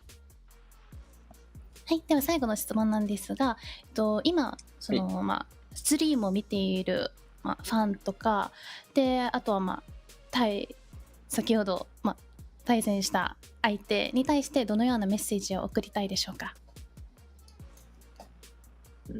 まだこのチームで全然仕上がってはないけど、これからもっと練習して頑張って次当たる時も倒したいと思います。ありがとうございます。So for our message, we are still a team that's relatively new and we will definitely work together and practice more and we will do our best in the following matches. Right, encouraging words there. Thank you so much, Kuru, for joining us here. Congratulations one more time for making it to the playoffs and hopefully we'll see a lot more of you guys in the future. ありがとうございます。And I think that's pretty much that's all she wrote, really. I mean, Kuru yet again acknowledging that it wasn't as straightforward a victory here. I mean, they really had to work hard here, but I think I'm still very impressed by the way the match adapted. Not just with the way they adapted against Crazy Raccoon here, but also the way they adapted against Rising Sun esports. Because remember, there also were certain points where Rising Sun was starting to decent challenge to them, and yet they were able to adapt on the fly in the match itself to turn the advantage against them. So I think that's really a true testament to, even though he says like they're kind of like new on the scene, but they're really playing like a bunch of old hits here. Aren't they? Yeah, definitely they do have a lot of experience, even though they say they're new. But just really surprised on just speaking on their mindset on how they approach the things. It's they trust, they believe in the teammates, because sometimes in running a team and being a captain or playing in a team with teammates, that's a question where how much trust do you put it again into your teammates? Like how much do you put your trust? How much do you believe in the strategy, the whole process, like the thought process of it, the whole thing? It's very how to say, pinpoint accurate, because if you don't trust into the teammates, then it's really hard. Like you start to think about like, oh, should I go in or should I not? Like should I like commit with my teammate, because I felt like it could be a better option or not. We can see how Help Me is the whole anime arc process. they're basically the anime arc process, because like the way how they do things is like, all right, we're gonna learn the downfall. They start with the show with the downfall, and then they learn, they bounce back, and they win at the end. And that speaks a lot to kind of like the faith they have each other. And I think it also works both ways. Like the player, like if you're the teammate who is being trusted upon to like pull off the plays, like that adds a bit of confidence to yourself and allows you to do things that you may not even anticipate that you were able to do in the first place. But nevertheless, ladies and gentlemen, this has now come to a close right now. This has been our first week of the challenge stage here. My name is Victor Cax. His name is Udo Magical. We have been your commentators for today, and we thank you all for joining us on this journey here in Season 2 of the Snapdragon Pro Series. So until then, we'll hope to see you guys in the next stream. Make sure you guys tune in for the next time Brawl Stars comes live here. And until then, good night, ladies and gentlemen, and good luck.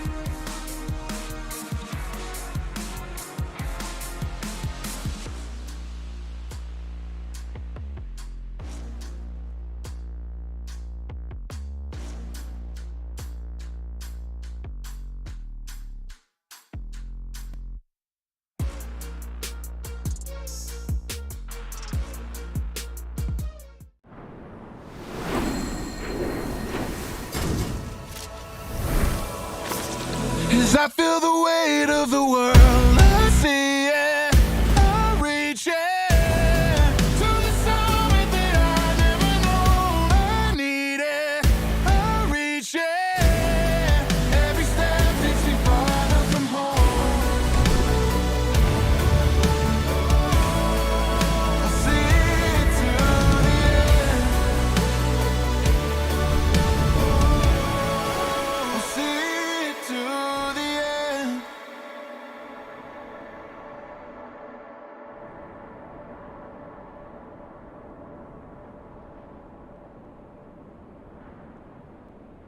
The Snapdragon Pro Series powered by Samsung Galaxy is brought to you by Snapdragon Elite Gaming.